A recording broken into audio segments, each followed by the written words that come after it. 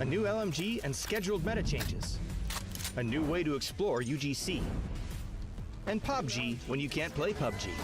All this and more as we dive into the Update 42.3 patch report. First up, a new weapon is hitting the battlegrounds.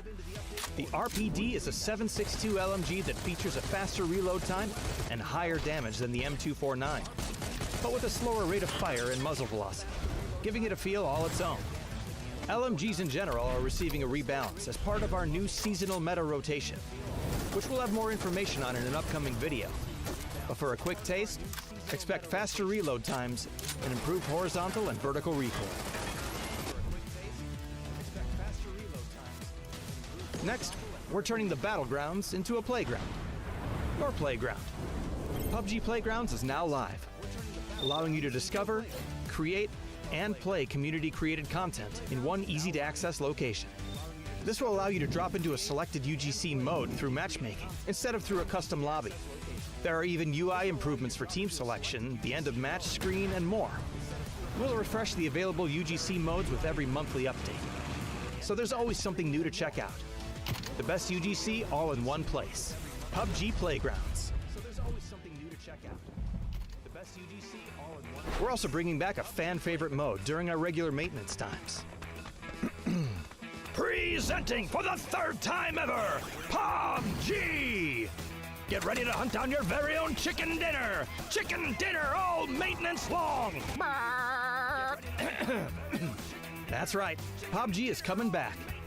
And you can play it during every single scheduled maintenance to pass the time before you can get back onto the real battlegrounds. Scores will be tracked in both normal and hard mode, so rack up your best score and share it with your friends. This feature will only be available on PC for now, and will not count toward your playtime if you happen to be at a PC cafe.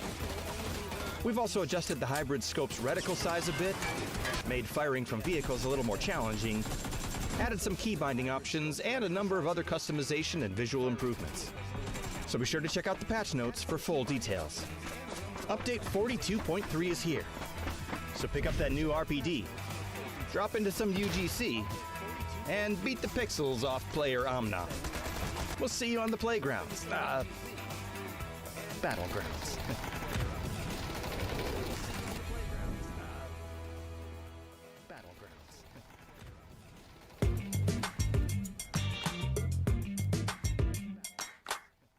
Welcome guys, they were joined by Songjan and Park Pro, and day one, the finals was incredible for GK Esports because you guys like picked up 3 chicken dinners and really made a statement. Let's talk about the 3 chicken dinners. What do you think has been the biggest reason for you to make it incredibly performance in the first day? 저는 저희가 운이 좋았다고 하지만 사이사이에 내용들도 좋았어가지고 좀 단단한 팀원들과의 소통이 이전 대회보다 더 좋아졌다고 생각하고 있습니다. 아무래도 국제 경험이 많이 없다 생각했는데 이제 점점 국제 경험을 하면서 적응을 해가면서 점점 저희의 모습을 찾고 있다. 국내에서 잘하던 모습을 지금 세계에서도 보여주고 있다 생각합니다. If someone had never watched GK Esports before today, how would you like describe your team in just few words? 실그라운드라는 게임이 항상 1등은 할 수 없지만 항상 상위권에서 1등 경쟁을 하는 팀, 그리고 주어졌을 때 1등을 할 수 있는 팀으로 이제 인지시켜드리고 싶어요.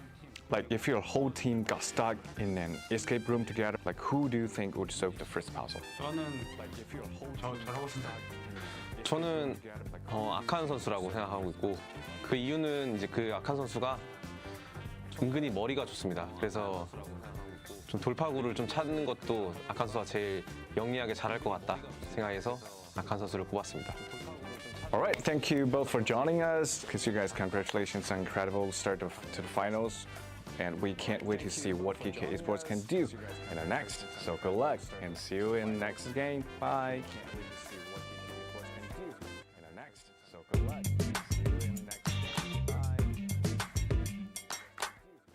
Hello guys, welcome to the interview. Welcome particularly in ALO. It's great to have you both here. Describe your team, Liquid, in just 3 words. What would you choose? In 3 words, I would do we are a family. Fast forward, but yeah. We're a family. We are a family? Mm-hmm. All right, Vin Diesel. Well, Purdy and Curdy and I have been teammates since late 2018. So he's basically my wife at this point. And Work wife. Luke has also been playing with us for a very long time. Around pretty much the same time. He did leave us, of course, which we did not forgive him for, but that was a short period. And Cowboys are a new iteration where we love having new family members. So Oh, it's like something this team has gotten better at since the beginning of the season. we are making grand finals, which is an improvement. In the past, we did struggle getting into grand finals, like at the beginning of the year. We have more consistently gotten into the grand finals so far, which is an improvement in my opinion. I don't think we work so well together right now. The potential's there, but I think some of our best qualities are a willingness to just admit mistakes, and just being calm and family-like, you know. Who's the teammates that's most likely to make everyone laugh after a long day? I think it's me or Alo. Alo will come out of left field randomly sometimes and surprise you, and it'll just get everybody going. And then I'm a smart ass, so every once in a while I get a few laughs. Like if Team Liquid had a reality TV show, what do you think the title would be? The professor and his students. Sure, we'll go with that. I got nothing else. So He's nicknamed the professor in the Korean scene. All the Koreans call him the professor. That's why. Still looks like He's old. Like the tournament is still far from over. What's the big thing Team Liquid wants to improve going forward? there are a long list of improvements, I'm sure. Like every team, nobody's playing perfect, right? For us, it's just keeping 4 up and getting to the late game right now. Thank you both for joining us today. We have Professor and Perdicurdy and Alo here. Thanks for joining us. See you in the games. Bye.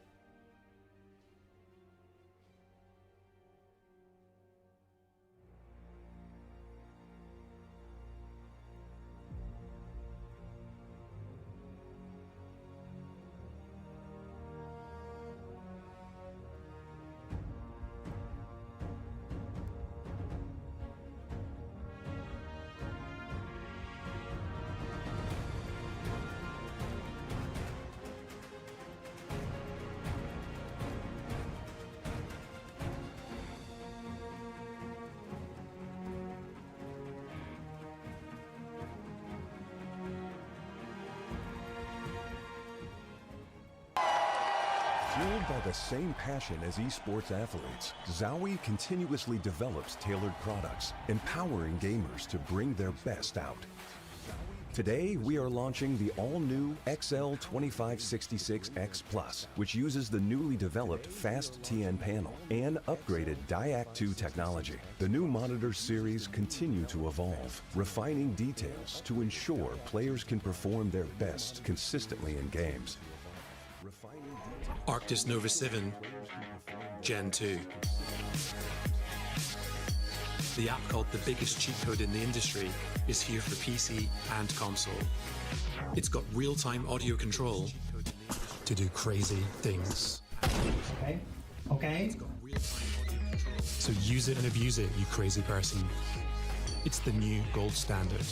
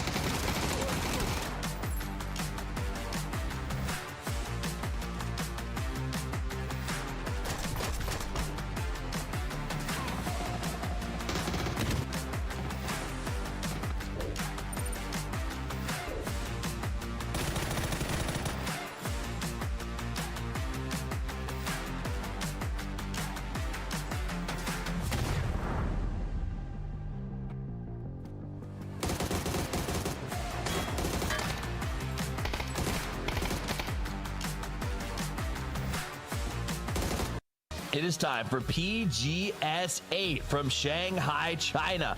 We were here a week ago as the players took the field of battle. We start in the winner stage because we're now on PGS 8, and the winner stage will be comprised of the 16 teams who were in last week's final. It's match number 1. Let's send you loose with your casters. It's the true M&Ms, Mark and Matchroom.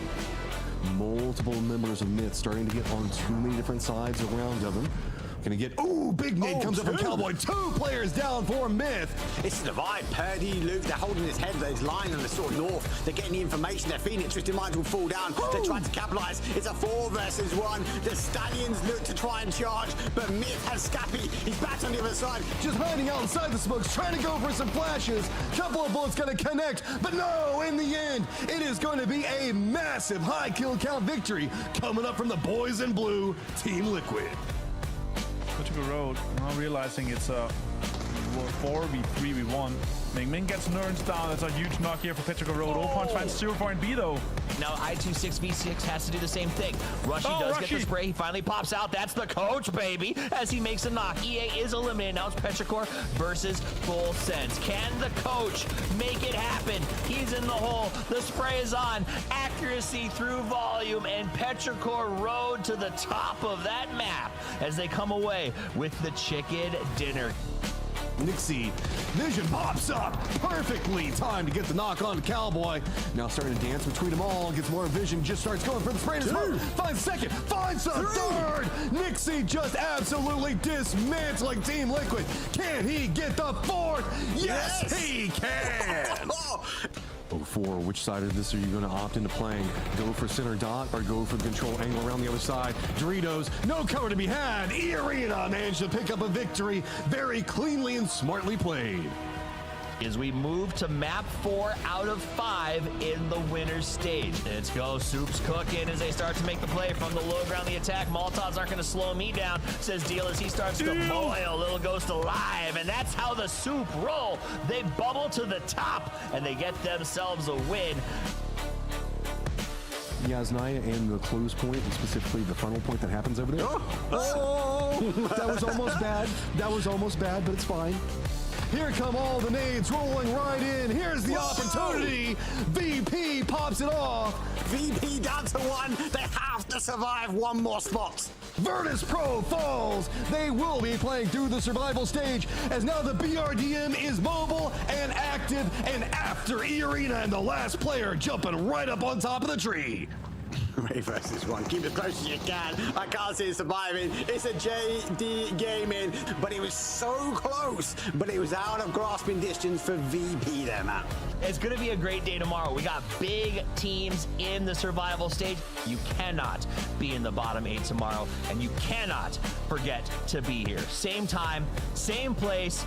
Thank you for spending your day with us, and until we see you tomorrow, play more PUBG.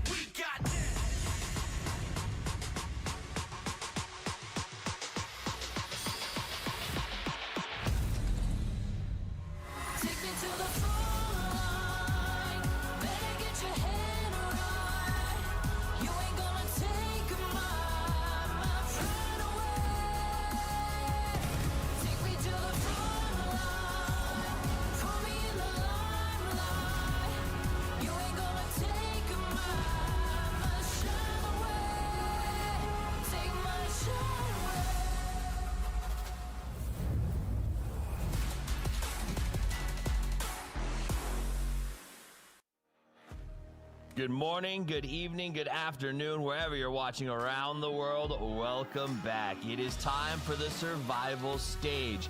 The 8 teams who got knocked out of winners yesterday join the 8 teams who got knocked out last week to battle for their chance to make it to the finals here at PGS 8 in beautiful Shanghai, China. My name is TWIS. I'm joined by a panel of the best experts we could gather. It's Matchroom, Avenger, and Mark Powers. Welcome, guys. It's good to have you back.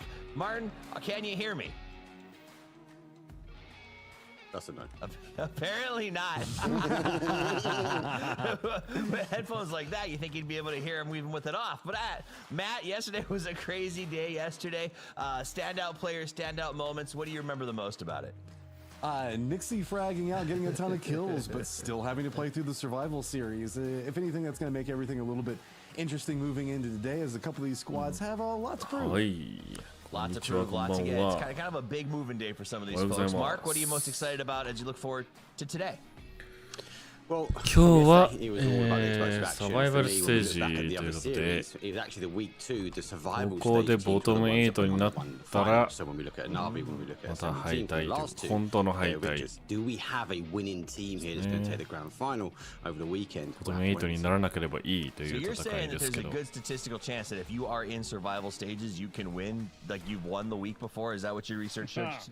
On the week 2 series, yes.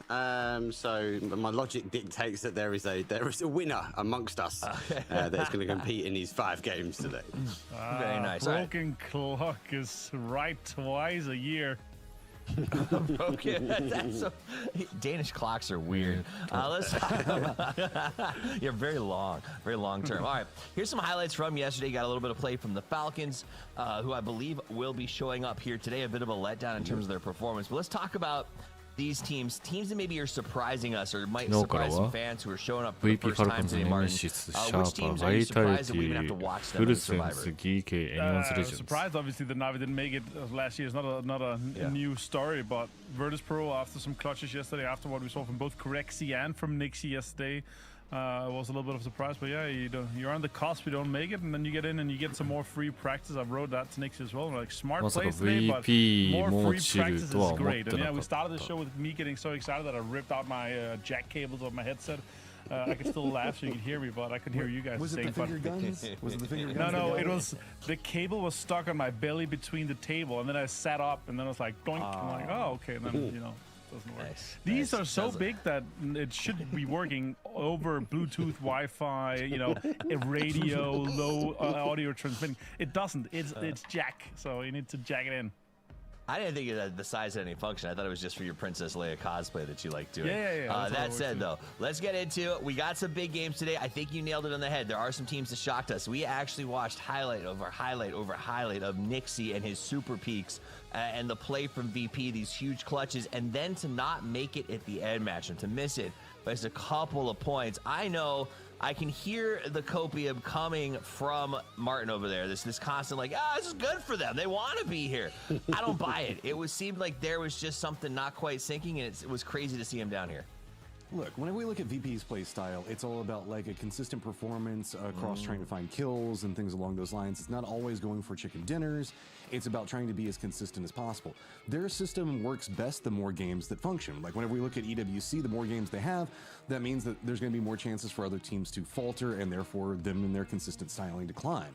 If you only do 5 games and then you're not necessarily as consistent, the whole thing kind of falls apart.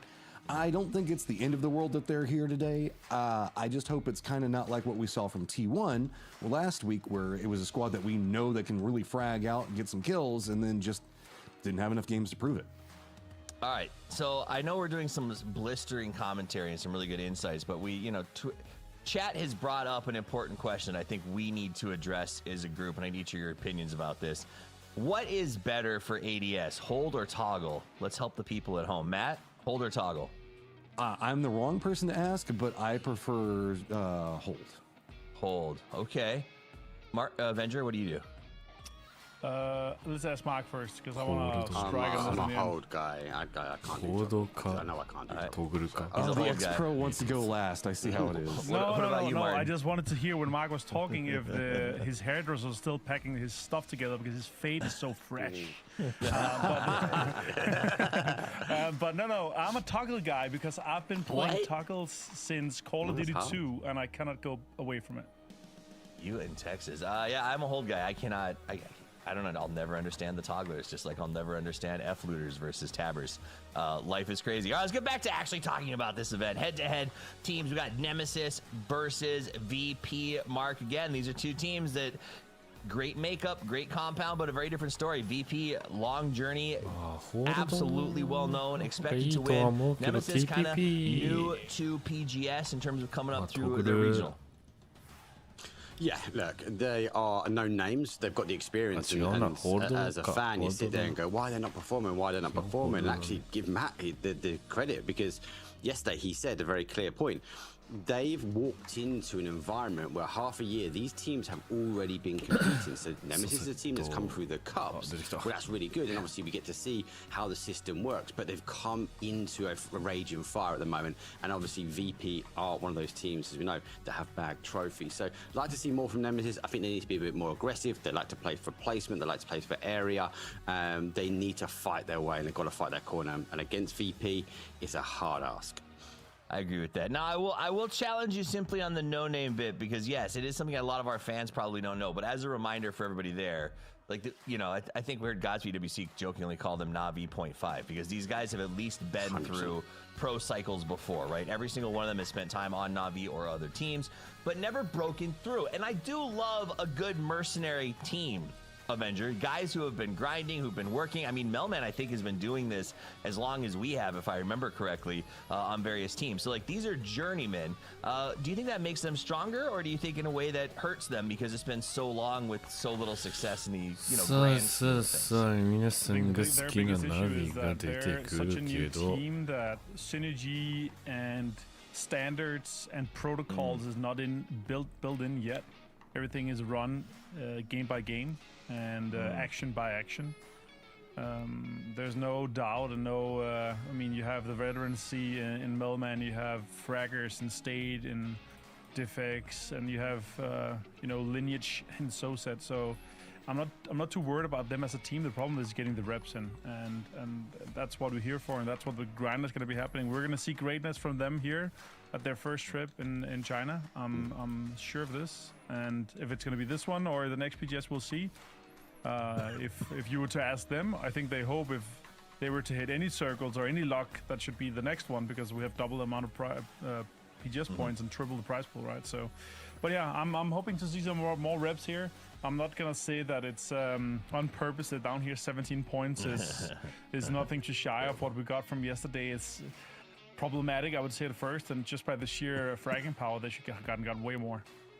Yeah, and talking about that bottom of the board yesterday, I mean, Matt, that's something that Martin brings up here. Yes, our winners had 46, and the cutoff was pretty high, but it wasn't because of sponging. It was because of failure, right? At the end of the day, when you talk about 11th, 17 was 11th place, and then from there you got a 13, 11, 11, and a 10. With teams made up like anyone's legend, GK, Full Sense, the defending world champions. Like, I was shocked at some of the numbers we saw yesterday.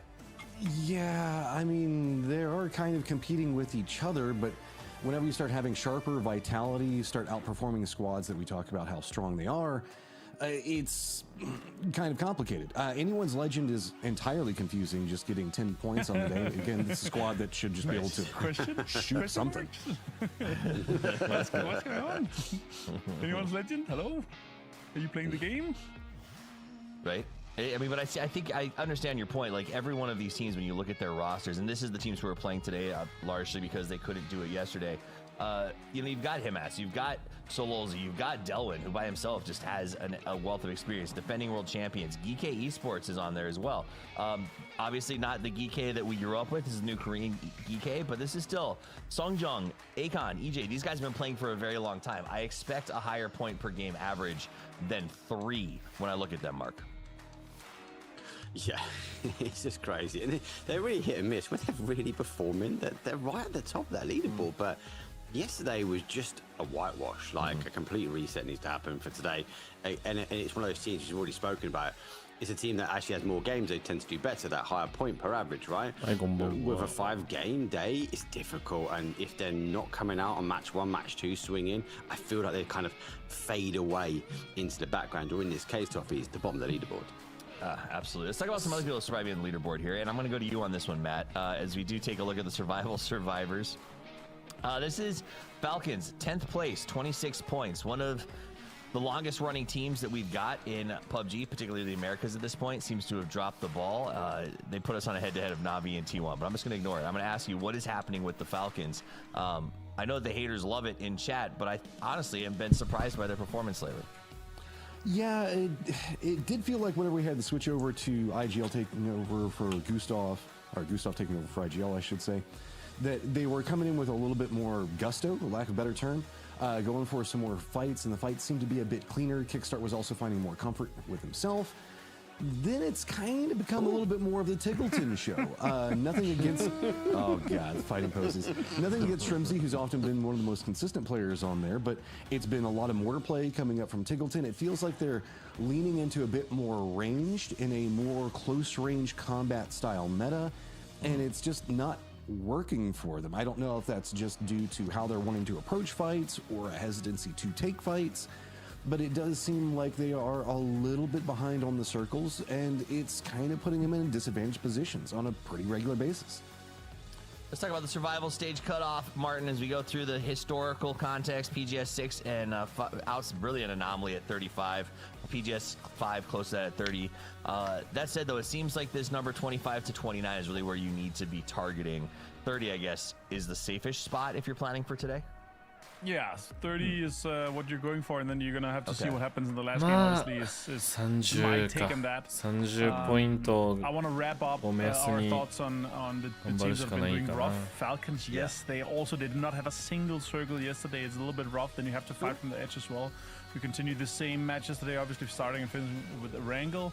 But with anyone's legend, they had 2nd, 4th, and with him as on 8th least damage done yesterday.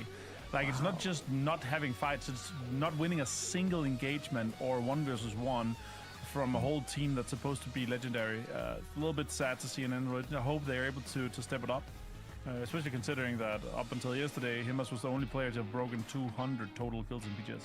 That's wild. It almost tells you, when you look at that, the implication is that it's not even that they're losing fights, they're not getting into them correctly, that it's crashes, rotations.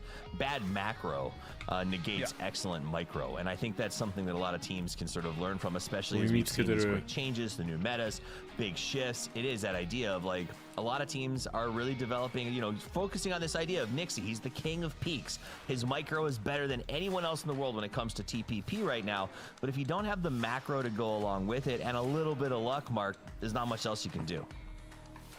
When you've got an in-game name as VP TPP King, he has to live to that, right? That's come from a lot of grinding. And we were saying on the before the pre-show kicked off, we was looking at the replays, and you just watch his peaks. It's insane. It is crazy how he gets away with it. But when we look when the changes were made, he was one of the people which were out there really, really grinding. And as he mentioned in his interview, every time you hear someone moaning about TPP, that encourages him, that gives him the drive to do better. And it's scary. It feels like he's so far ahead of a lot of these players. You know, we just saw NAVI. I want to talk about them for a minute because we haven't seen them for a minute. What is happening? This is a team that I had on my list. Maybe I liquidated them from last year, where I was like, this is the year that NAVI could go big at PGC and maybe win it.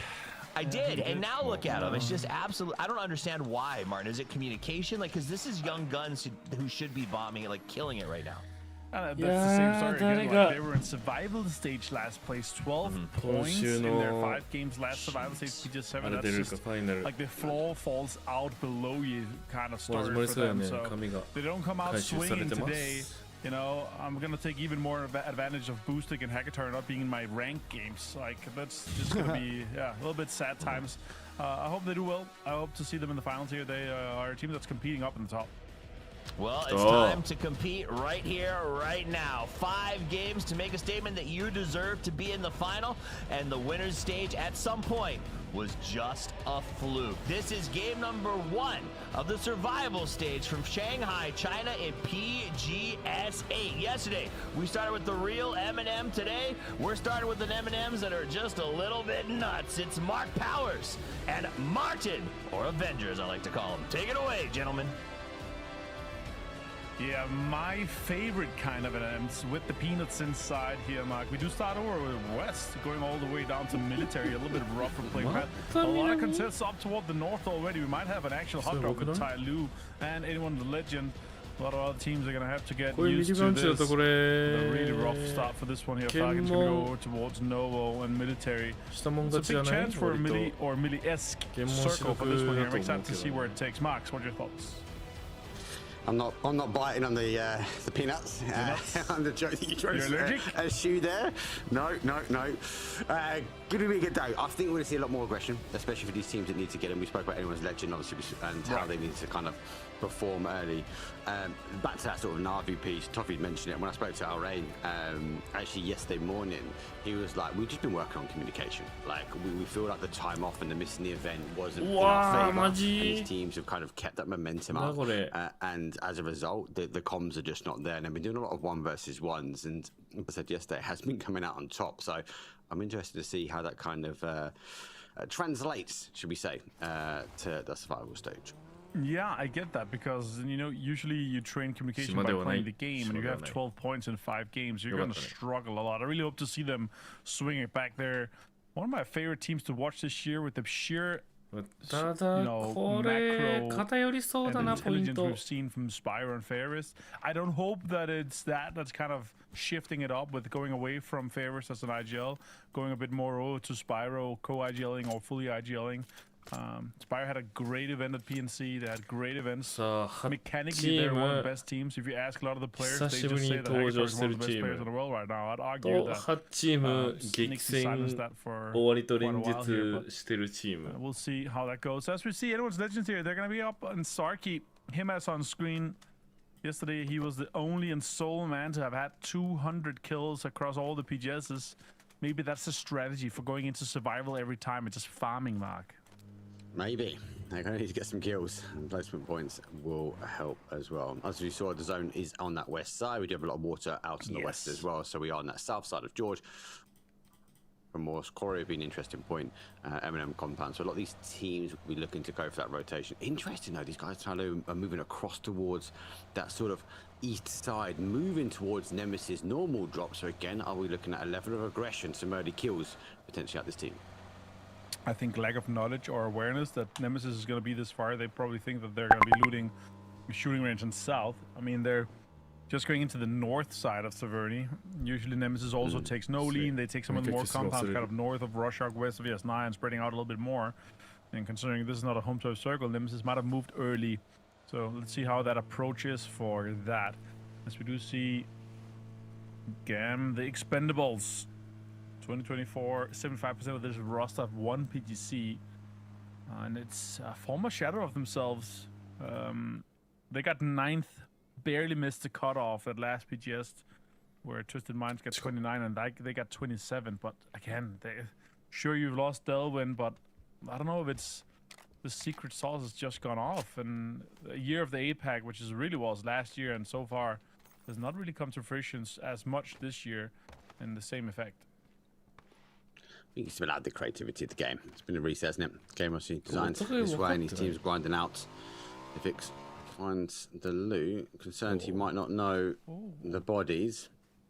Talu have seen him now sort of exiting, and that he's moving his way towards Severny. So Diffix will be joining Melman up in the town. So a little bit of a scout at the moment. I think really to be said from an engagement point of view. Diffix just takes an opportunity to swallow a few bits and pieces, put it in the trunk, and get moving himself. So Nemesis, a little bit of a rotation in, but not too far to go. Shots come in here. ABG, also known as Vicious back in the day. Now they're over here. Shots comes in here now. It's a little bit of a struggle. It's going to be a straight pull up here. Doc Juice finds Dogma. Tycon finds Doc Juice. He has a big trade. Big nade as well. It's a collapse though. Big collapse as well. The guys straight in the cars. They're coming down here. They want to try and hold this position. Actually, they now turn around. They second guess it. So got 2 down. Maybe half a second ahead. We would have seen a secondary crash of reinforcements. Alpha Gaming, they take the knock, but they take the position. Oh, Belmont shots in the distance here with MK. Rushy in full sense, considering what are we going to do here? Try to set up for the center. They've got a pretty good dip, and the big white compound just south of it already locked down here, so we might be able to get in and connect some of this. A lot of teams are set up on the western side already. There's quite the space. On the east side of the circle, a lot of teams going to come in and be like, okay, there's free compounds everywhere. Let's just take some of the biggest priorities. So we do get that rolled in. Now with Belmont here, not much info else coming in. Now over to Gen G. They're rolling into the twins, rolling past it. Shots are coming in here towards, maybe just peacocking Mark, I don't know. Maybe. Putting some windows out. Making it the illusion that someone is there. Nemesis though has worked from that top, and as we know, he's now seen the car, knows there's someone lurking underneath. So giving the information, there's a team ahead though. So Steeder backs up slightly, has the SKS in the hand barrel in the back pocket, sees the car, going to completely immobilize the opportunities. Kong to really get out of there. So Nemesis lurking, and I like this. If they can get a knock, they get an opening, and that might change how they're playing. I just looked at him and his POV, and I pressed M on my keyboard to look at the map instead of just looking to my other screen.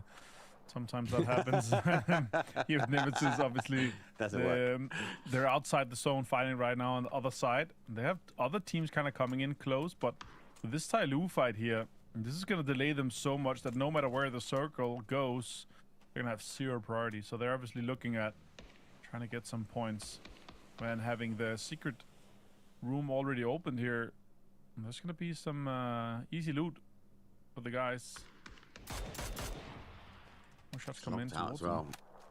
Anyone legends, they've come in the top. That's why. Yeah. So did they pushed see? in towards that north side. They have info. I don't know. They did see him. I think they have info maybe that they saw cars coming in, or just disengaging. Now they know. Take some shots.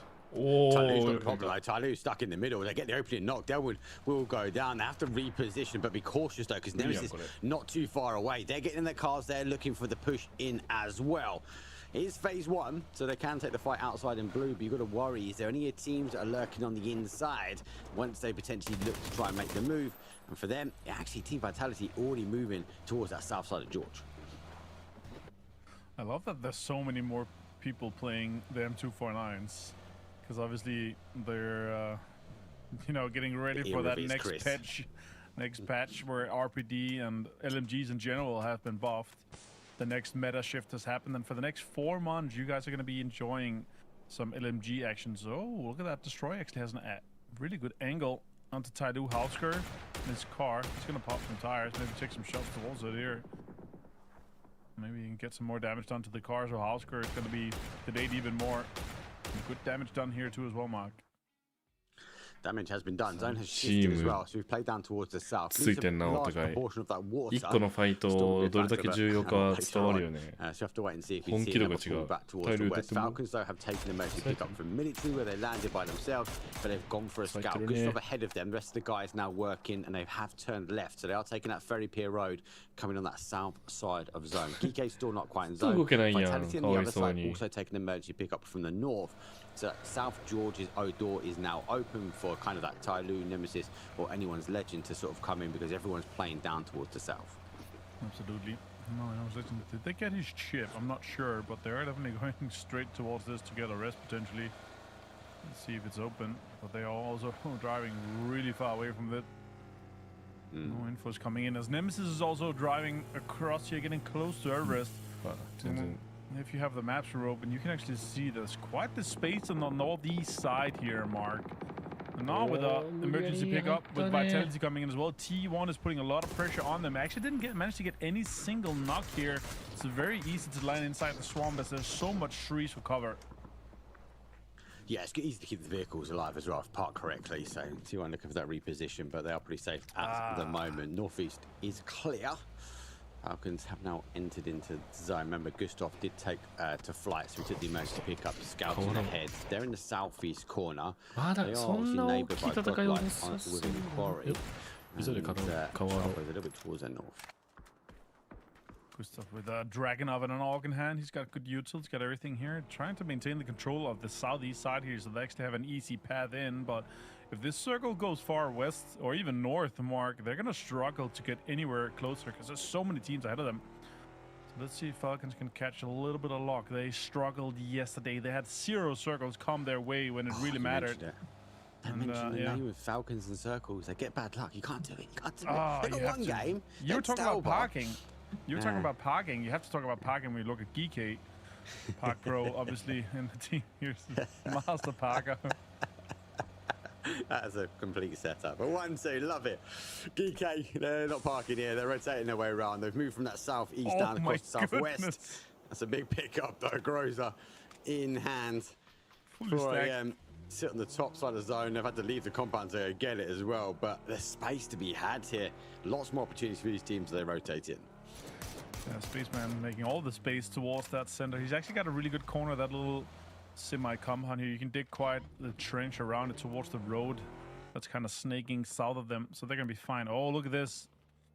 Dogmire also getting ready to get closer to full sense as they have maintained Expendables we do go south. We have a pre-drive coming in from Falcons. I like that. The information that's going to be able to come in and go deeper for it. They're going to see teams and players leaving. NAVI も寄ってはいるな。寄ってるっててか北側が多いんだよな。They see cars leaving from it. They're going to have that dirt road to themselves. Great pre-drive here from Falcons. I really like that. Yeah, they actually timed it really well. They have timed it really well. A lot of teams also on that rotation. They threaded the needle between sort of Godlike and Sharp, and they find themselves now in the dip. Now they get to turn and wait. Genji coming in that north side. They're going to sort of crash in towards that compound, so pretend head-to-head between them and Sharp as they will collide in. On the other side of things, Full Sense, though, taking on Alpha. Big Nate will come on. Rushy, Coast, down. It's unfortunate. Bean does find one. Jedi goes down as well to Soul, and Kickstart steals Salute. That's a great knock here with the MK and the headshot here. Bean also takes damage. This is a really great opportunity for Falcons to get some damage on the third party this fight a little bit. And they're not going to engage on it, but they're going to damage them as they go down here. I think they're going to be able to get Salute though.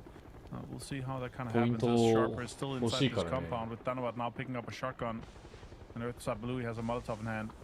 Molotov in hand, shotgun. in the back pocket. Does get the opening, so will fall down. The obviously has to reposition. Looks for the outside edge, doesn't quite get the shots. His kickstart causing chaos though, forcing him to work back in. And kickstart eventually getting that knock from Narnia, but he's not going to be able to get the fluster. Smokes will provide the ample amount of cover that's needed, but for Gen G, final player, final chance, and if he goes left of that wall, kickstart's going to unload again. Really great pull-up here from Diffex, actually. Can they get some kills? Can they get something done here? They actually all have quite an easy entry here. It's Louis pulls in and kind of gets closer here. Stun under. Waiting for more util here. おー、キックスタート入った2キルでか Extremely surprising. And kick got 2 here, both on Salu and D. And this is really the engagement we were talking about, having the impact and giving a lot of damage done both to Gen G and to Sharper. Great play here from Falcons. Here comes the collapse though from Nemesis. They're going to work their way in as well. So seeing that fight's ended, seeing their down numbers, they are going to take advantage now of that compound. Full sense though, still on the fight. Right. Oh no, he missed the second shot. Has to turn back around close to the door. Also laying down great shots. Dorito has come through. おー、1回見てなかったね And he's going to fall. Full sense though is down to a full player, and it's only Flash. Flash is a Molotov. He's going to go for it. That's not going to. He's more of a denied to get anywhere in here. Other teams are kind of lurking in the distance. As Tyloo is pre-dying, and the next shot is going to pop in 10 seconds here. They're getting closer to this compound here. They saw that full sense lost a lot of players.次のうちは西か東か中央か space in the southeast, but we do see a southwest 微妙 VP looking good, 4M looking good, 入れる and 場所 Falcons 少ない maintain な control ナ of ビ the のスプリッ northeast ト for ど all う the な other る teams か trying to get in here. ファルコンズはギリ入ってるけど Drugs also finds raining as T1 is fighting. VP 抜いたけど All about space control now. Nemesis has lost Diffix. ファイトしたくないだろうな Crashing towards this compound.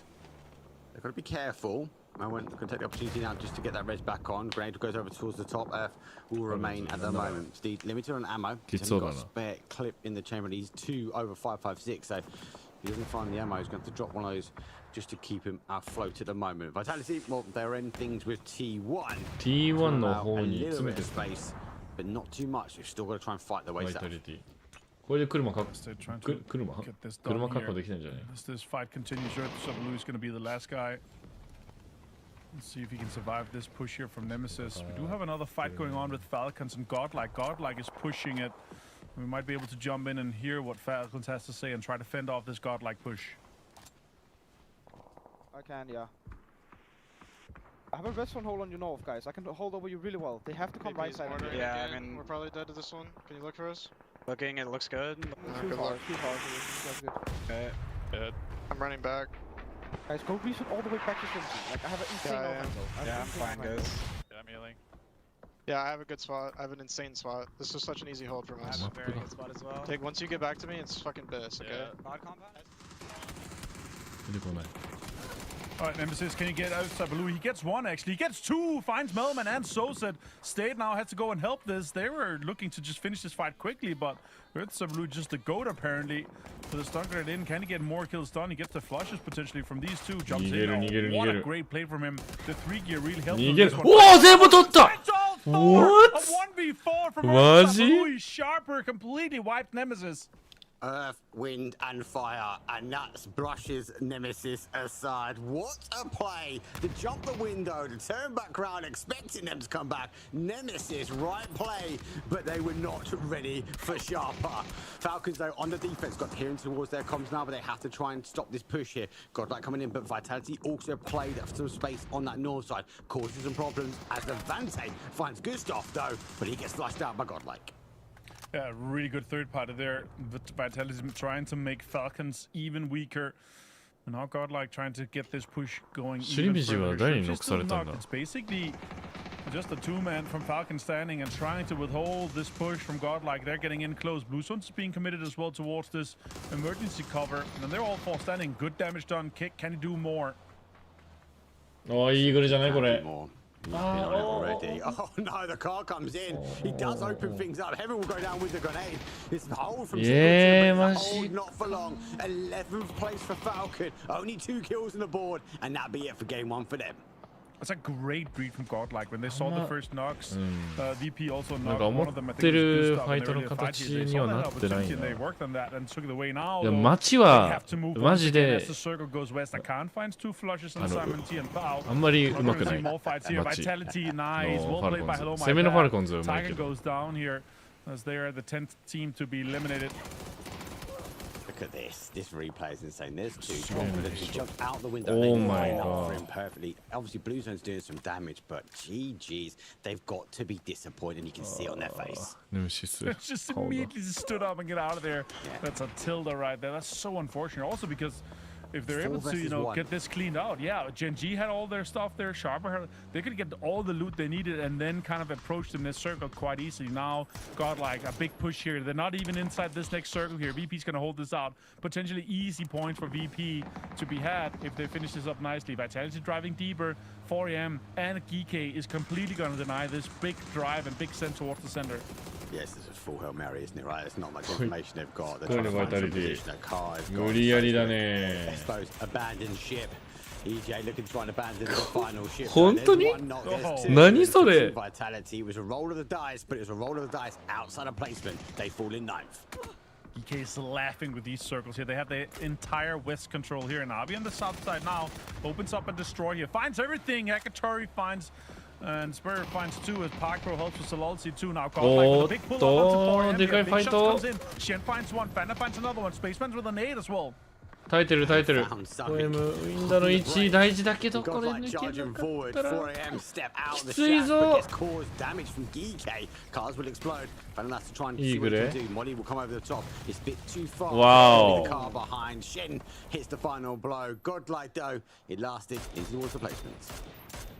Jimmy out here making a lot of work, getting kills, stealing left, right, and center here. Can they put some pressure onto 4am and they would clear this entire swamp quite ゴ easily. ッドレイクはまあアンチに嫌われたにもかかわらずポイント獲得できてるからまあバイタリティもそうか。T1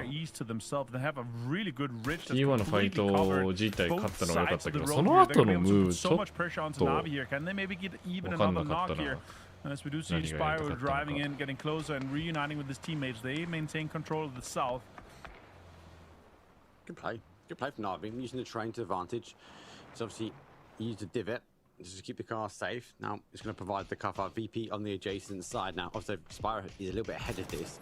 So the rest of the team now need to find another entry point here because of that high ground they sit on. Nixie opens things up. Hakatori does get knocked.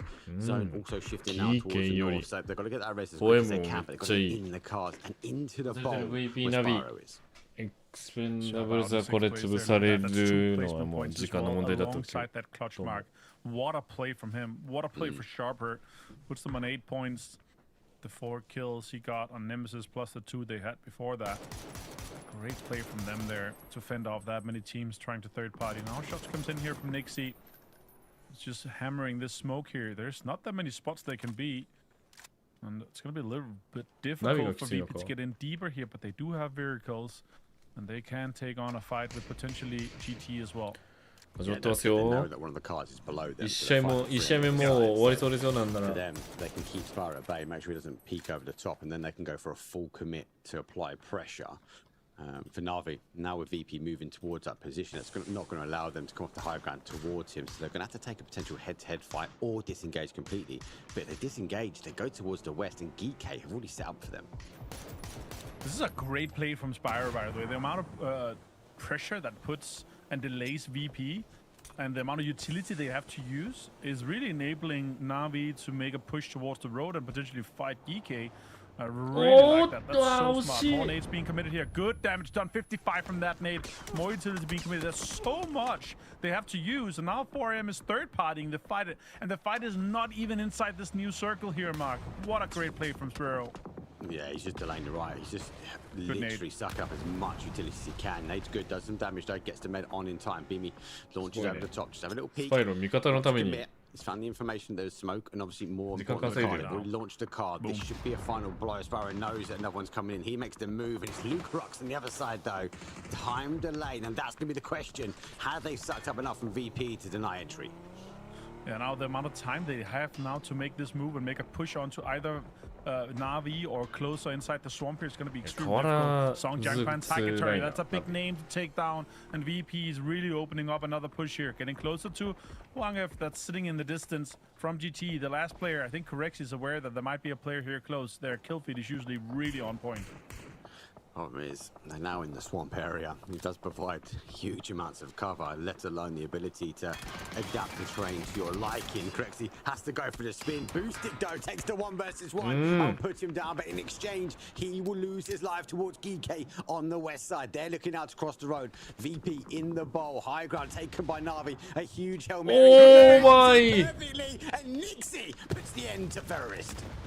Bluestone here in Nixie, and the guys might not realize that Wangef is in this exact spot here. Boostic gets it.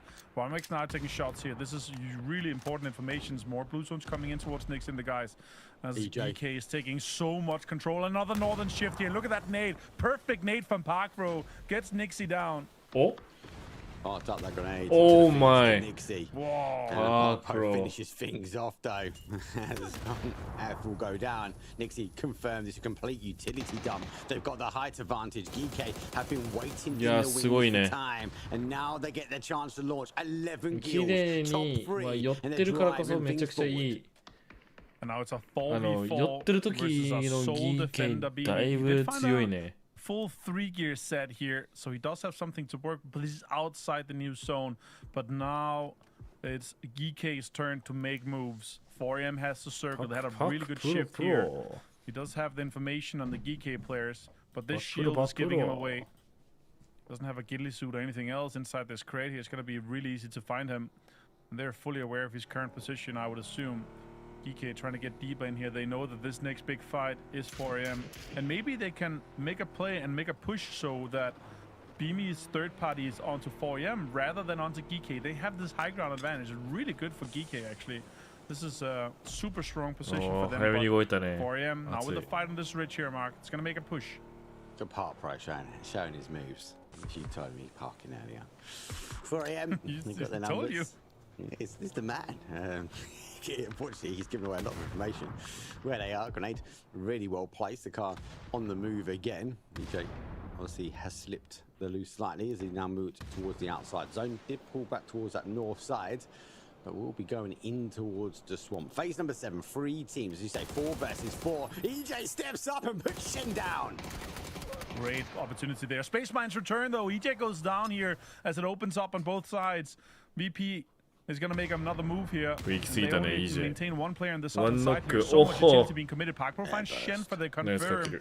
More blue zones is coming in. Spaceman getting so much damage done here. It's not going to be enough with the double blue zone. Look at the damage done here. Akan finds it. The double blue zone is massive. Now the rest on TJ might be huge. GK with 12 kills.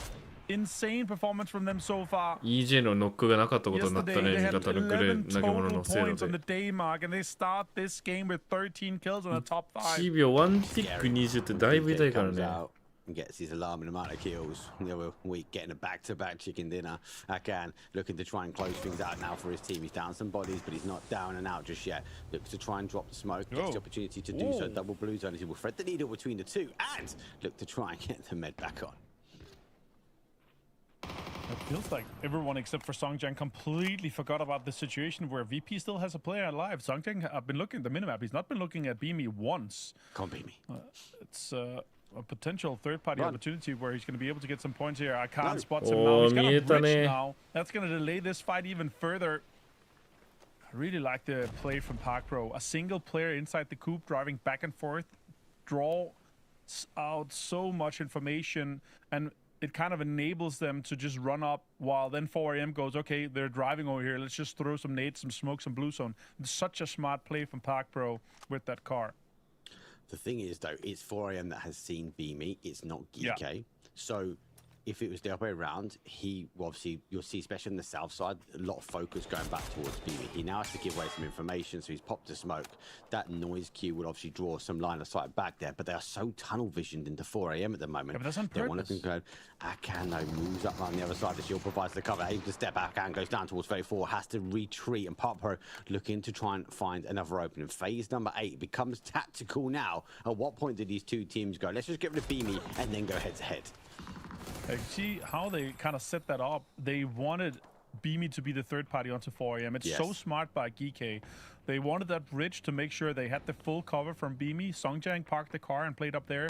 He was aware that he's going to be on the other ridge here, and then he made sure that the fight was going to be on it. Then Beamy opens up and hits the Mimic, helping even more damage done onto it. And it's going to be some damage towards Beamy now as Songjang says no. いや、ギーケーすごい。ありがとう、ノック取ってくれてと。いや、先生すごかったけどね、普通にあれ。いや、結局全部解消できたね。きっかけを先生に作らして。あ、先生過去 B ですね。GG。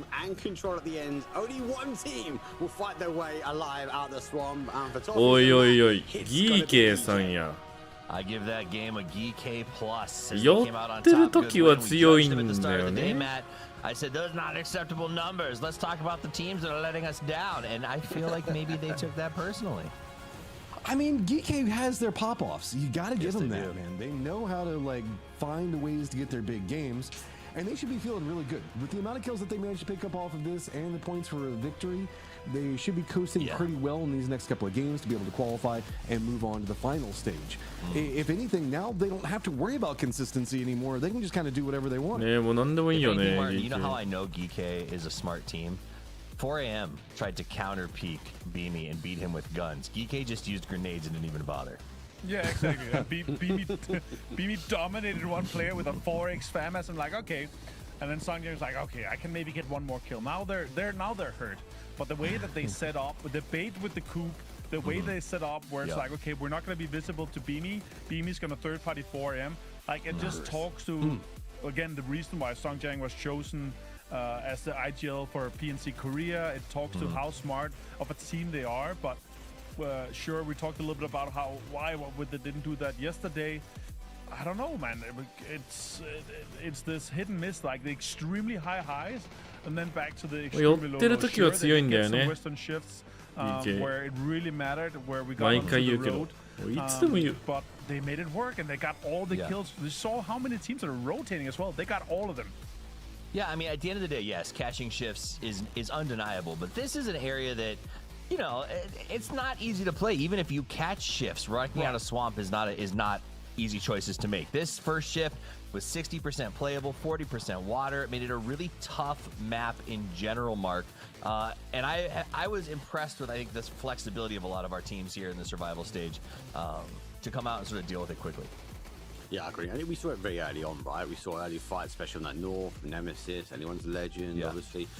Then they opted to disengage. Again, that shows a level of high IQ to actually, we need to get into this zone. Then we saw sort of Swamp exposed, and we saw some good plays. Look at Spyro, look at how he used the train to use his car, get it in safe, that delayed the VP. And then even down towards the edge, how did actually VP look to try and get in? Shows great knowledge of the map, and actually a really, really strong ending for these teams. I love the animated pictures. GK Esports comes out as your winner in game number 1. They get themselves chicken. They do a ton of damage, get a solid kill count. And if the goal is 30, these guys are already very cleanly on track to qualifying, Matt.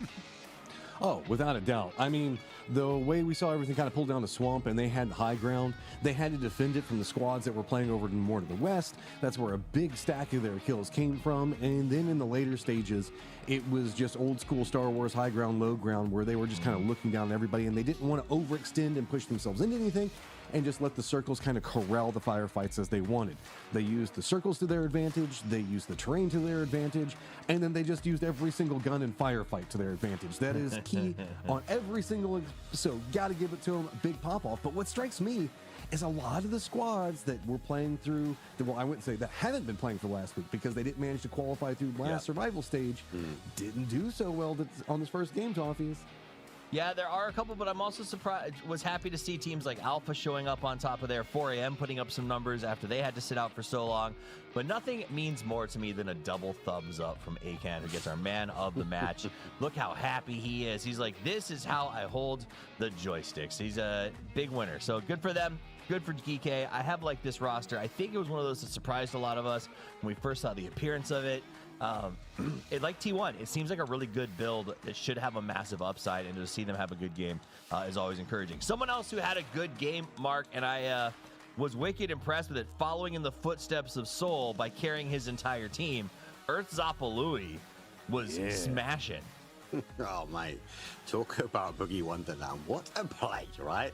The fact that he lined the two at the end, and you'd expect he jumped back down, he'd done a 180, and they just, unfortunately, they followed him, they were chasing down, they got a bit of tunnel vision, and yeah, he pulled out another 4 kills all alone. So, good play from him, good early crash, and a good defense. Right, and it did. You're right. It was very hungry boys. It was, they gave him 2 individual 2v1s, and they just super stacked up on each other on both of those. Like a stack breach is a stack breach, but standing behind each other is just a risk, right? So he got some good spray downs, made some nice play there, and that's what you do. And that's for you guys at home. Remember that. You know, I think Martin probably backed this up, that it is important that you back up your friend as they breach, but you have to do it in a way that does not expose you to the same spray at the same time. And that's what we saw TWIS handed to Earthzapalui on a platter. What is the correct way to push those situations? First guy goes deep. And the second guy goes shallow. Because then the guy in the door has to move his crosshair, right? Then the other guy he swings close, easy peasy. Like first guy always goes deep. You run in, jump in, whatever, you know. Make them pull across the doorway so that they have to come all the way back if they want to stop so they you. don't have 2 easy spray downs in the same door. You don't shoulder peek. You just first guys go deep always. Nice. And nothing tilts me more if I'm playing with guys that, you know, blocks the doorway, trying to shoulder peek a door. Like always go deep. First guy go deep. And that, ladies and gentlemen, is how Toffees gets kicked off of Martin's team the first game of every single day. I'm kidding. We're playing Monday morning, and you know it.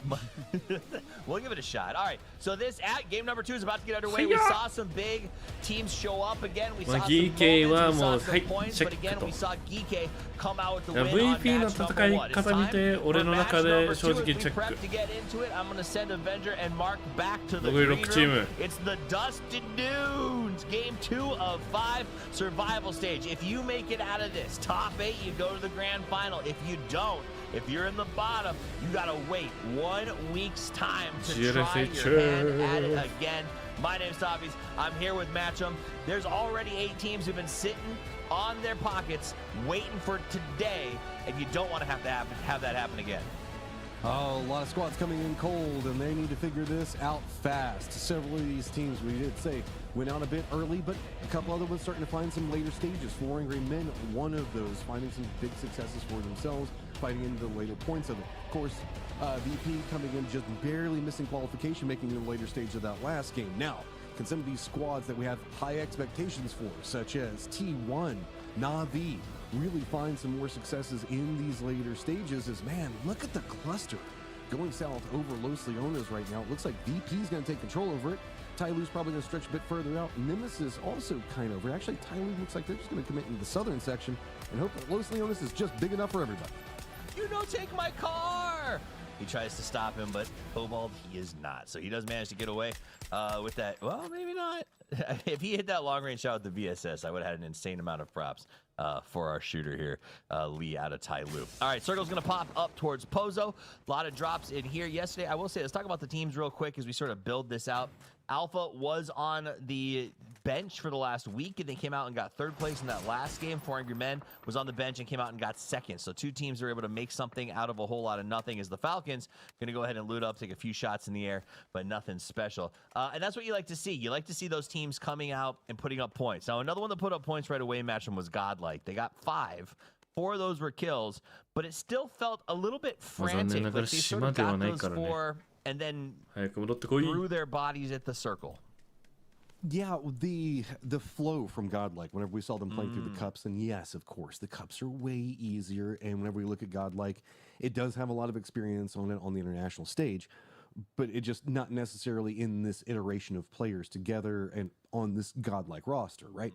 So I 100% agree. The control nature, the way that they read circles and they were always trying to be in the right spot to really influence games was their bread and butter. This lobby hasn't been giving them that at all. Just the strength of the lobby, you will get too punished for some of the more aggressive sins that GodL will try to go for. But this time, they don't have to worry about it. They've got inside track. They're already centered up. I mean, Monte Nuevo is going to be where they're going to be going for their loot, and then they kind of can go wherever they want to leapfrog out of this. There's a little bit of a kind of a dependence on which way you think that the circles could pop with Pozo and everything else being in play, but you at least get the chance to take your primary position inside the circle to set yourself up for success. So as we wait for our players to loot, we'll take a look back at the highlights from game number 1 and check in with a highlight of PUBG in general, the young gun, Hakatori.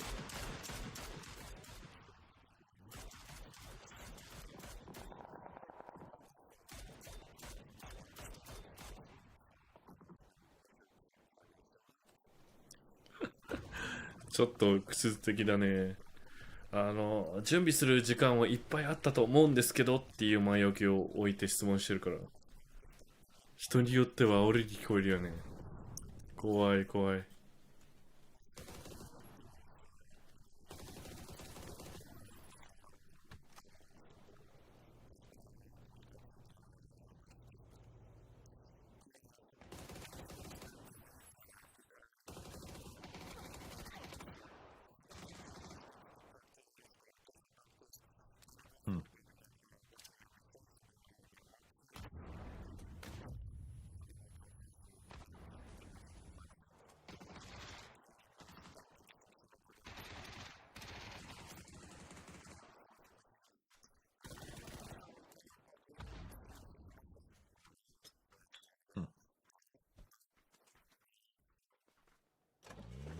All right, as we finish watching this full screen replay, we can reflect upon what Hakatori said, Matchum. And it seems like it comes down to, I think it's the 5th time we've heard someone say it from the team, working on our communication. And that is so important, but also so telling. Push coming up from Sharper. E runs right over here onto position, takes down Alpha. A little bit of defense coming up from Simon T right now, but Earth and Jedi both know exactly where he is. A little bit of flank position. Nate does connect, and Earth, man. Earth is just playing out of his mind right now. The way that he is just trying to consistently keep his squad in desperate situations. We saw it from swimming in the ocean to doing anything that he can, trying to clutch up. Jedi, though, is going to be the guy that's watching the other side. Feed that information over. Is he going to go after Pow?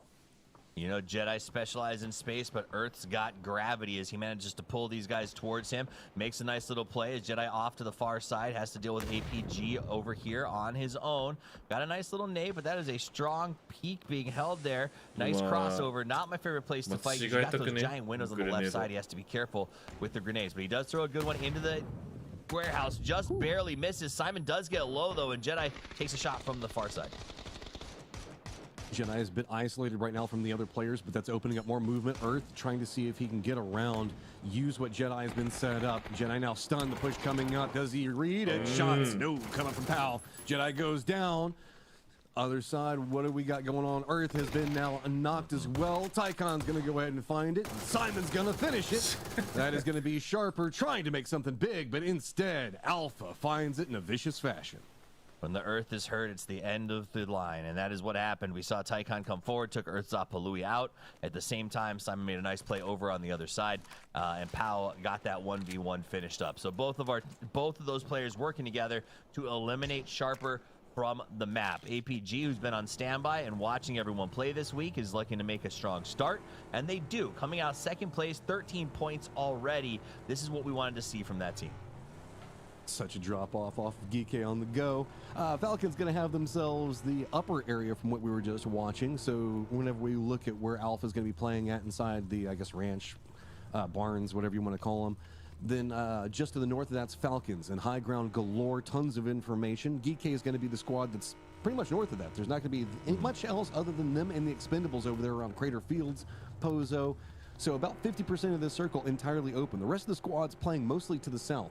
Monte Nuevo still has the cluster around it in teams as Power Grid's going to be taken over by Vitality. 4 Angry Men's just going to be to the west of them. Just to the south is going to be Navi trying to use the hillside that kind of leads into Monte Nuevo for some control. Way down to the south is going to be where we've got Tyloo, Full Sense, and Gen G running half of their players as the other half are up kind of the west of Monte Nuevo near anyone's legend. All right, as the circle continues. Uh-oh, surprise. One Dragon does not get the spray, though. They're going to play ring around the car, tries to go for the win. Right side, left side, uses the peek, goes inside, slides through. We lose vision for a second, and that's all it took for Belmont to catch one Dragon and drop him. What a blown ambush, man.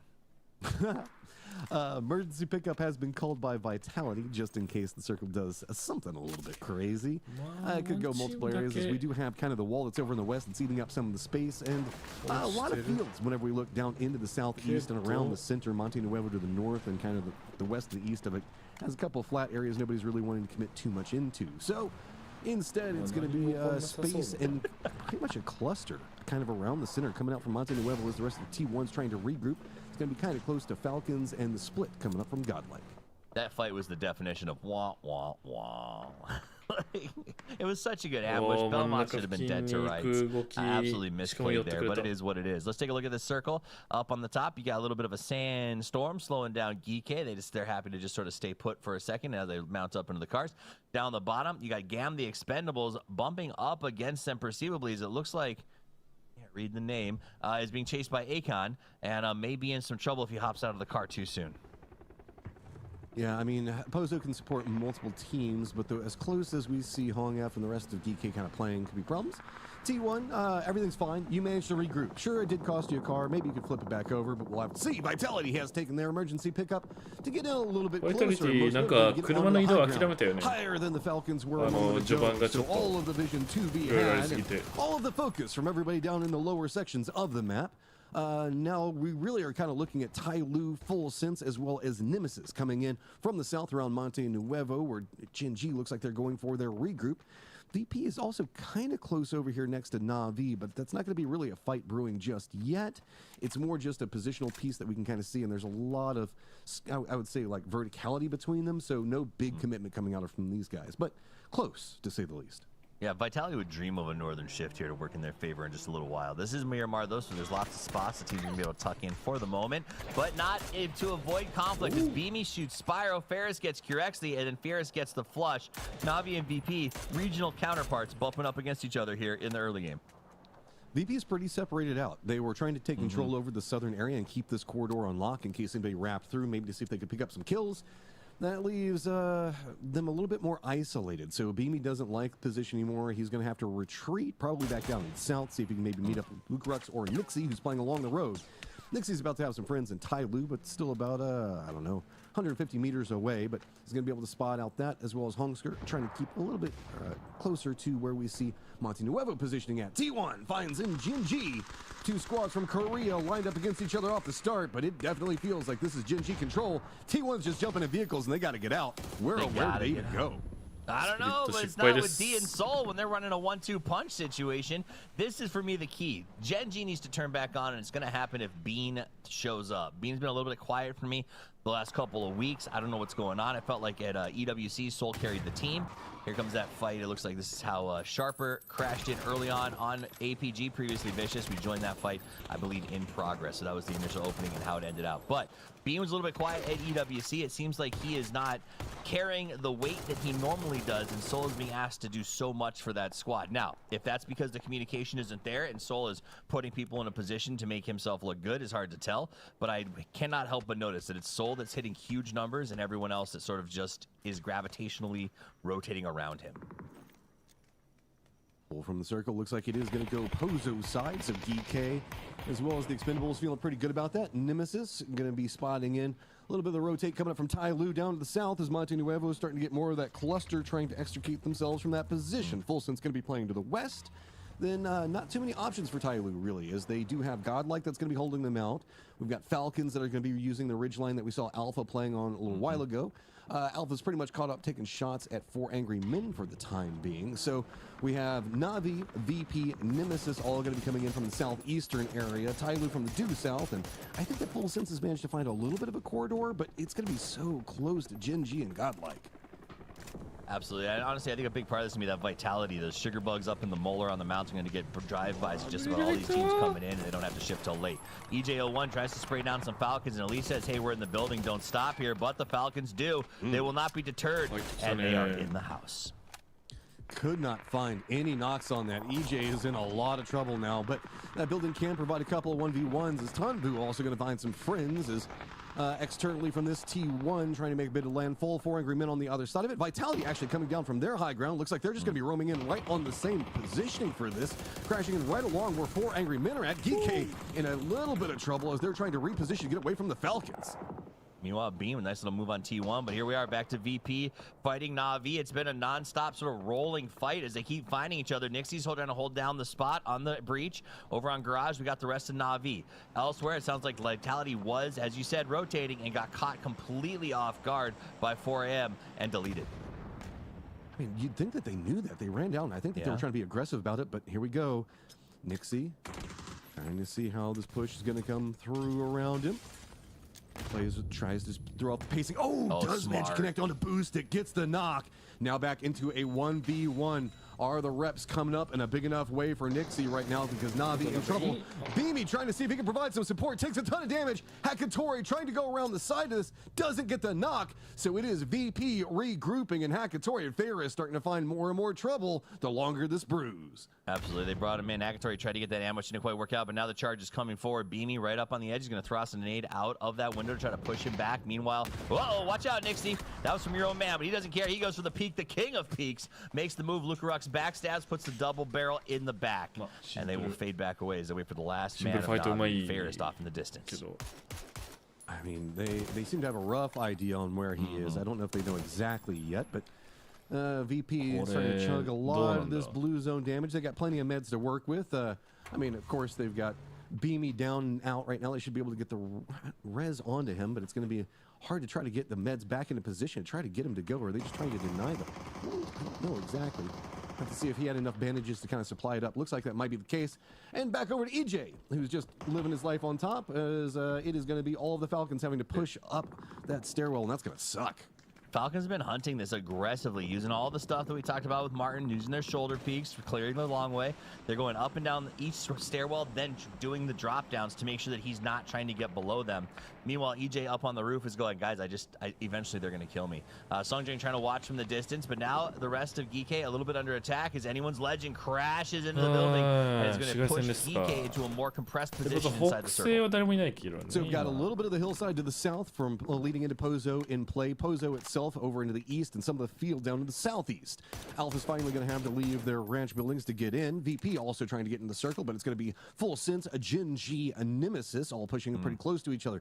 Delvin's also outside the circle right now, but the rest of anyone's a legend already holding down a foothold position for him. Still, Geekay, Falcons still roaming around, but Falcons, you can't even really say are focused on defending of Pozo, as it's more just trying to find the rat in their midst and not having any luck with it.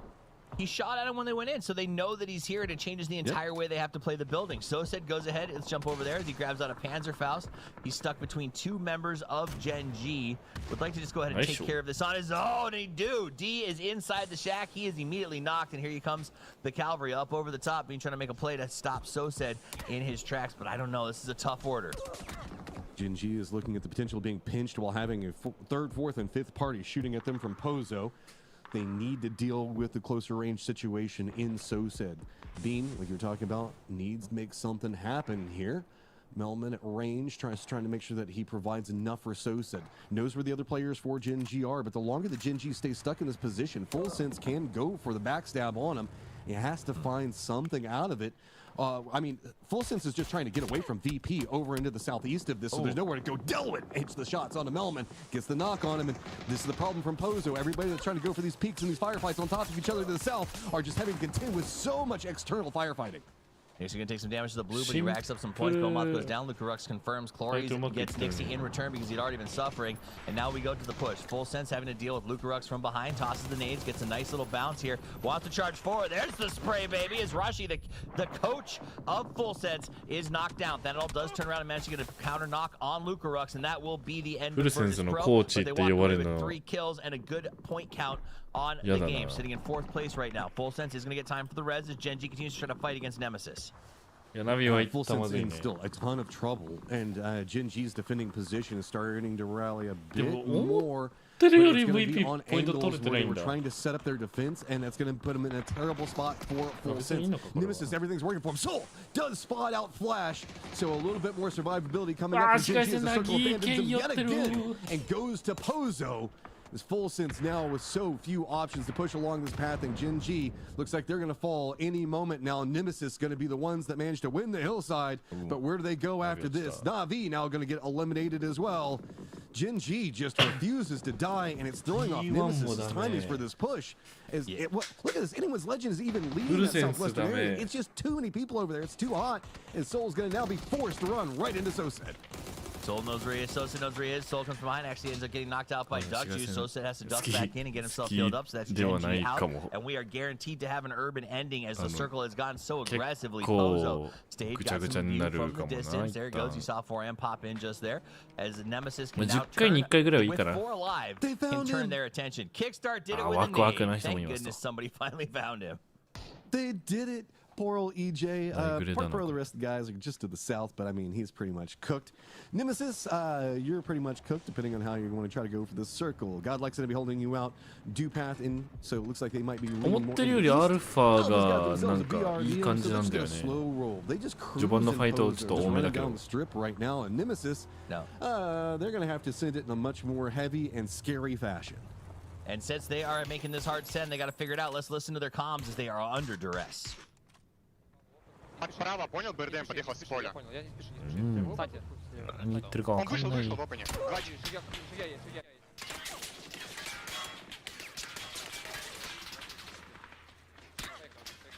Елись. Пока в сказке. Под желтую станем? Можем пацаны под вас. Можем пацаны под вас. Под желтую можете, да, пробовать. Я смоки раскидываю, буду вам втыкивать сейчас. I'm smoking. Нок на зеленую. Knock on time. Yes, speak. Смог, Серег, очень важно. Не, жди, блядь, в БРДМ нету смока.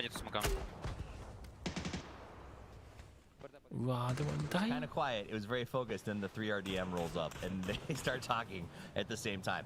Because you hate to see that, Matt. When that 3RDM just rolls up, you know that you are in trouble. The Roach is hard to kill, and it's going to be coming with guys running behind it. That's exactly what's going on right now. Is Alpha just going to be using the lower sections of the hillside? They got the Panzerfaust. Get ready. So see if they were going to go peek back over to Nemesis. Nemesis, though, looks like they're just doing enough to make landfall. UK is pretty separated out. They could get picked apart just to the north of this, but it's really just about how Alpha wants to navigate pushing. And I think that they're going to go for more position into circle, or are they going to just keep playing the ridge? They keep going back and forth on it. The ridge is safe for now, but at least wait for the new circle to pop, as it is just a couple of seconds out. And where are we going to go? We're going to lean into the north and more open sections. We're going to go center, just make it fair. A little bit center-ish, so that should be fine. It's an Ozo circle, and that's where we're going to go. Now, that does make the BRDM a little less valuable. Normally, we talk about how it's a guaranteed third, but it's not so much when you've got to drive through the city where there's multiple levels of buildings that can shoot down, rain down, and knock you out. So that BRDM is not as comfortable as we normally see teams being with it. Meanwhile, Team Nemesis did manage to make it into this area, but the fight continues. Sosa does get a knock on Pow. Here comes the BRDM. Stade's got the Panzerfaust, but they've got one of their own. Shoots it down. うわー、やると思った。やると思った。おー、すごいね。Godlike now going to use the opportunity, push the other side of it. Stayed in a lot of trouble. Blue Zone's on top of him, just trying to roll back the car, and that is going to be Godlike finding kills and getting control of the south. To the east, the Expendables have now spotted this out. Center of the circle is going to be Falcons, opting into a 2-2 split. But anyone's legend is on the hunt for one of the gatekeeping members over to the west. ふもとにつけるかどうかか。 saw them in trouble. Came over, good for them. Read that third party, got in there at the right time, and actually was able to maximize the amount of kills. A lot of times lately, I feel like third parties have been resulting in 1 point, maybe 2. This time they got a bunch of utility.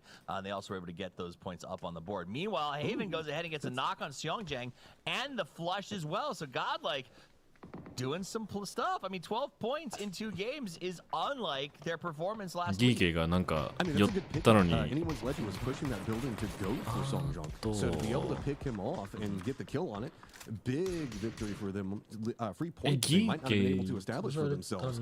The Expendables now looks like they're going to opt into more of the lower ground defense to see if they can keep back Godlike. Remember that there's the oil derricks just directly on top of Godlike. Round structure, so not any firm cover that you can lean into. Anyone's Legend's going to be to the west of this. So Godlike, while being outside of the circle, and yes, right next to Pozo, doesn't have strong compounds in defense because no matter how they approach this, there's going to be vulnerabilities to either the Expendables or Anyone's Legend side. And then whenever you throw in the verticality now of what the Falcons have, a lot of paths have been denied out for Godlike. So they're going to have to either firefight through the Expendables or just try to find a way to use these round oil derricks to their benefit.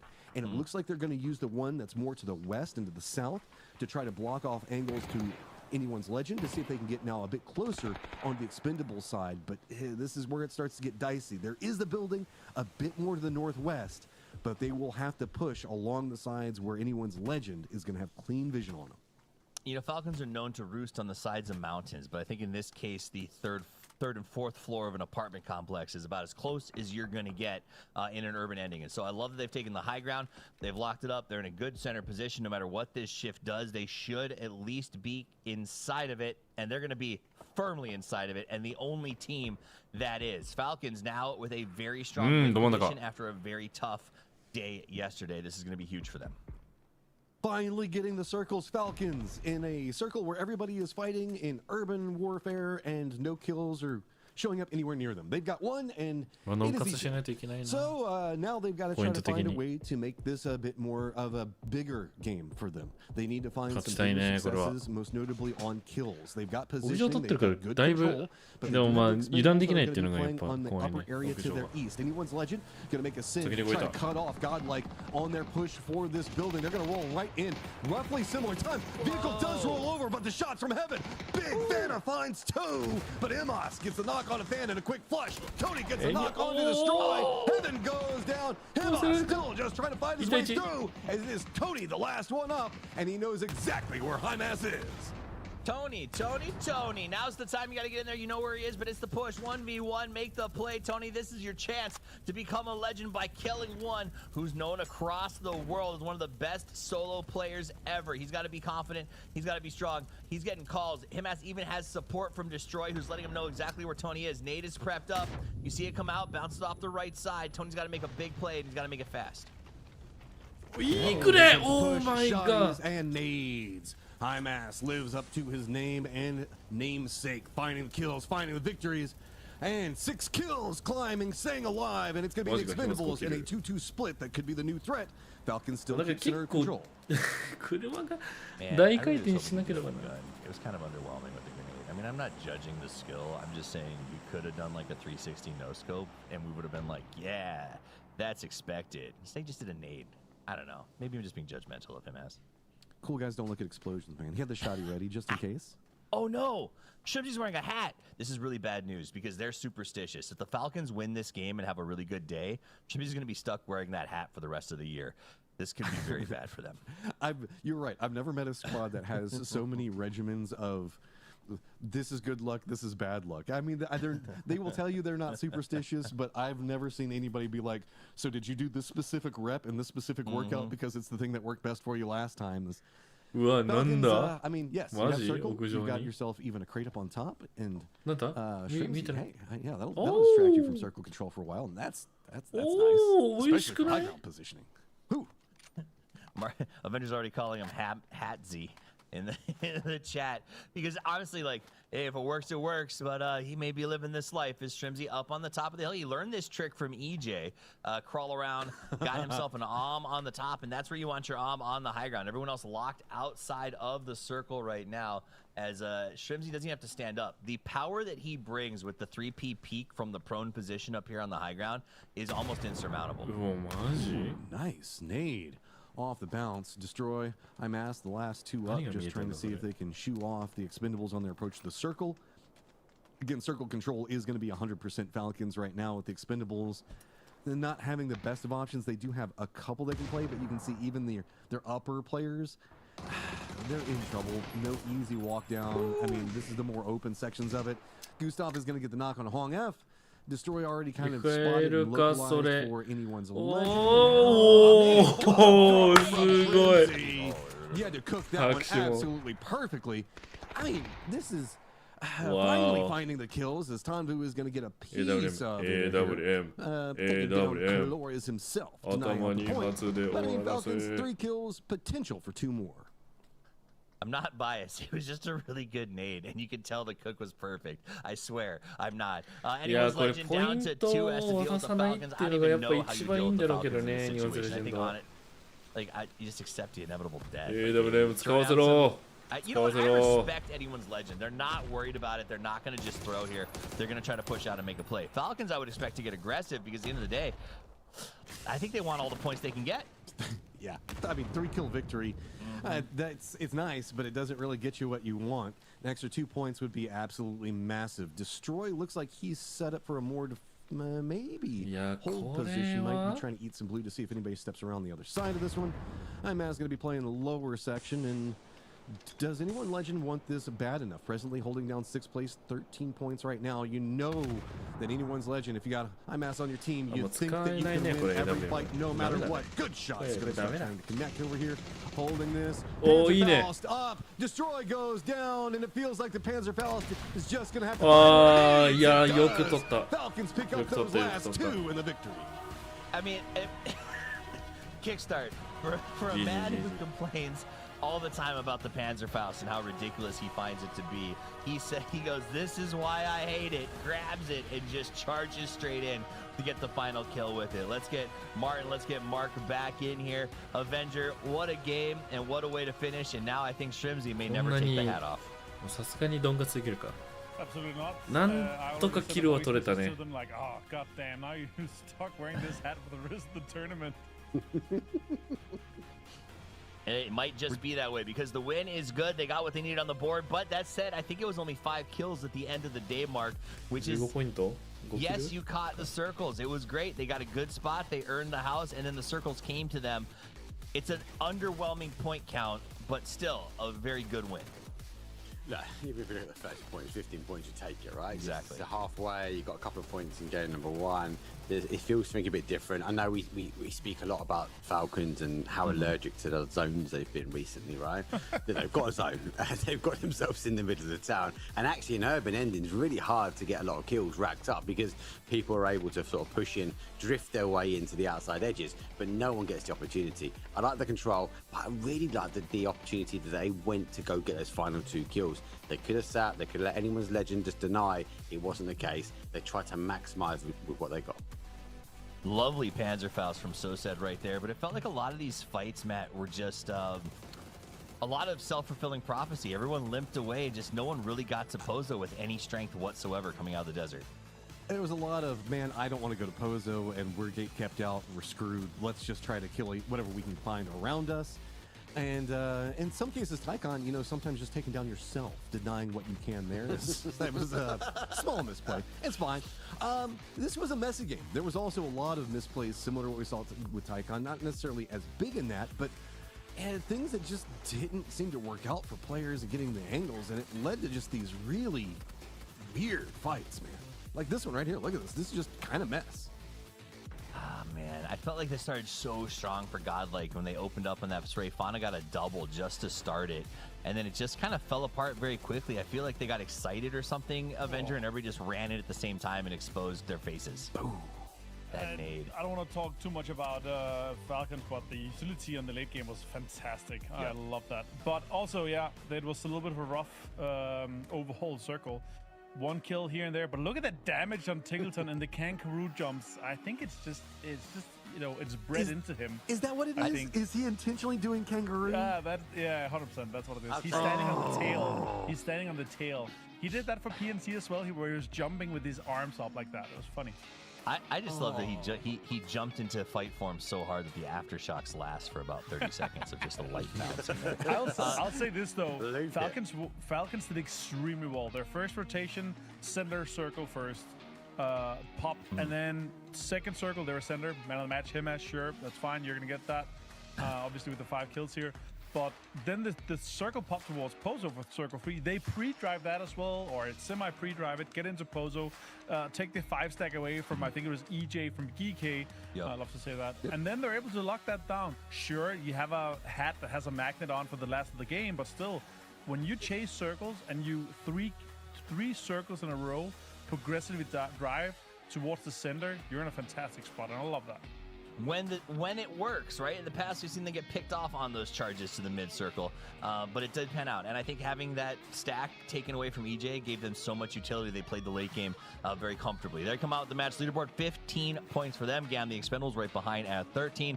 Anyone's Legend at 12. Now, if we talk about teams, again, Alpha Gaming, Godlike, Gam the Expendables, teams that had to sit and wait and watch and hope all week to get back into this stage are putting up numbers again. And when we get to the total leaderboard, we're going to see those results. 43 for Falcons, Virtus Pro in second at 41. Two top teams we were surprised to be here in the first place are playing very well, Mark.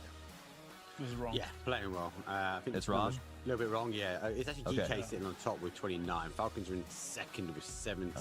Gams on 17. Alphas on 17. So actually, we're maybe predicting the future. We're maybe predicting the future. But that aside, this is the way every single Falcons fan sees the leaderboard, right? Yeah, it's pre-recorded. Put your shoe on your head. It's pre-recorded. Falcon goggles. They were Falcon goggles for looking into the future.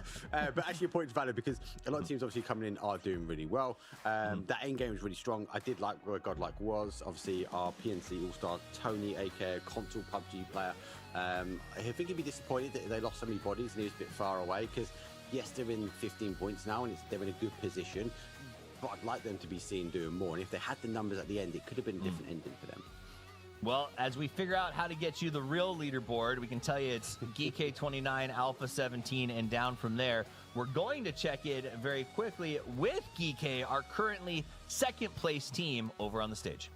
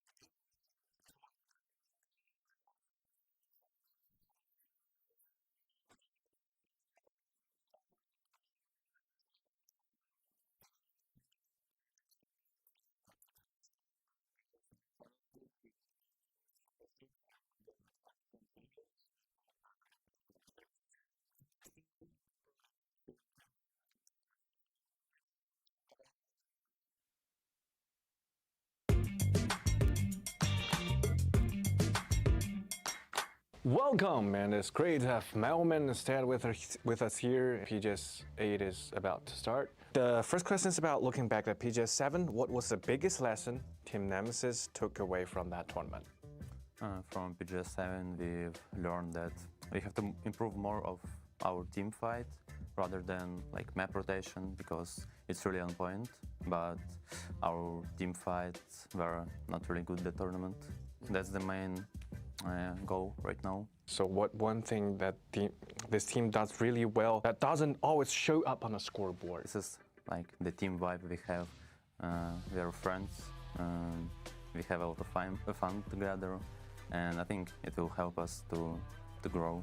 Like, what one thing you've enjoyed the most outside of the matches? Me and the boys, we are talking to some referees at the stage. We are learning some fun Chinese words with them, so we talk with them very often. All right. Chinese massage. Yeah. Good. What's one thing you hope people will say about Team Nemesis after PGS 8 is over? Probably like the second LAN that we played, because the first one, it was in Paris, EWC. We didn't qualify for the finals, but here we have more games to play and more things to learn, to improve. So after this, I think they will say that we've grown as a team. So we're looking forward to seeing you guys to play well, to play better in the following games. Yeah. Bye. Bye-bye.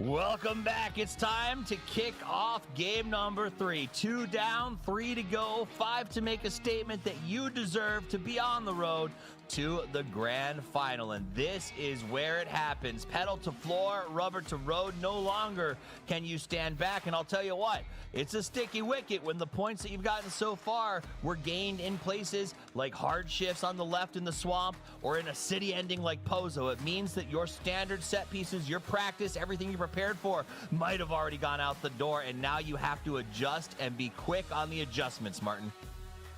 Yeah, absolutely. And on top of that, 5 games, anything can happen, but still, you're able to chase circles just a little bit. Sometimes you are going to get lucky.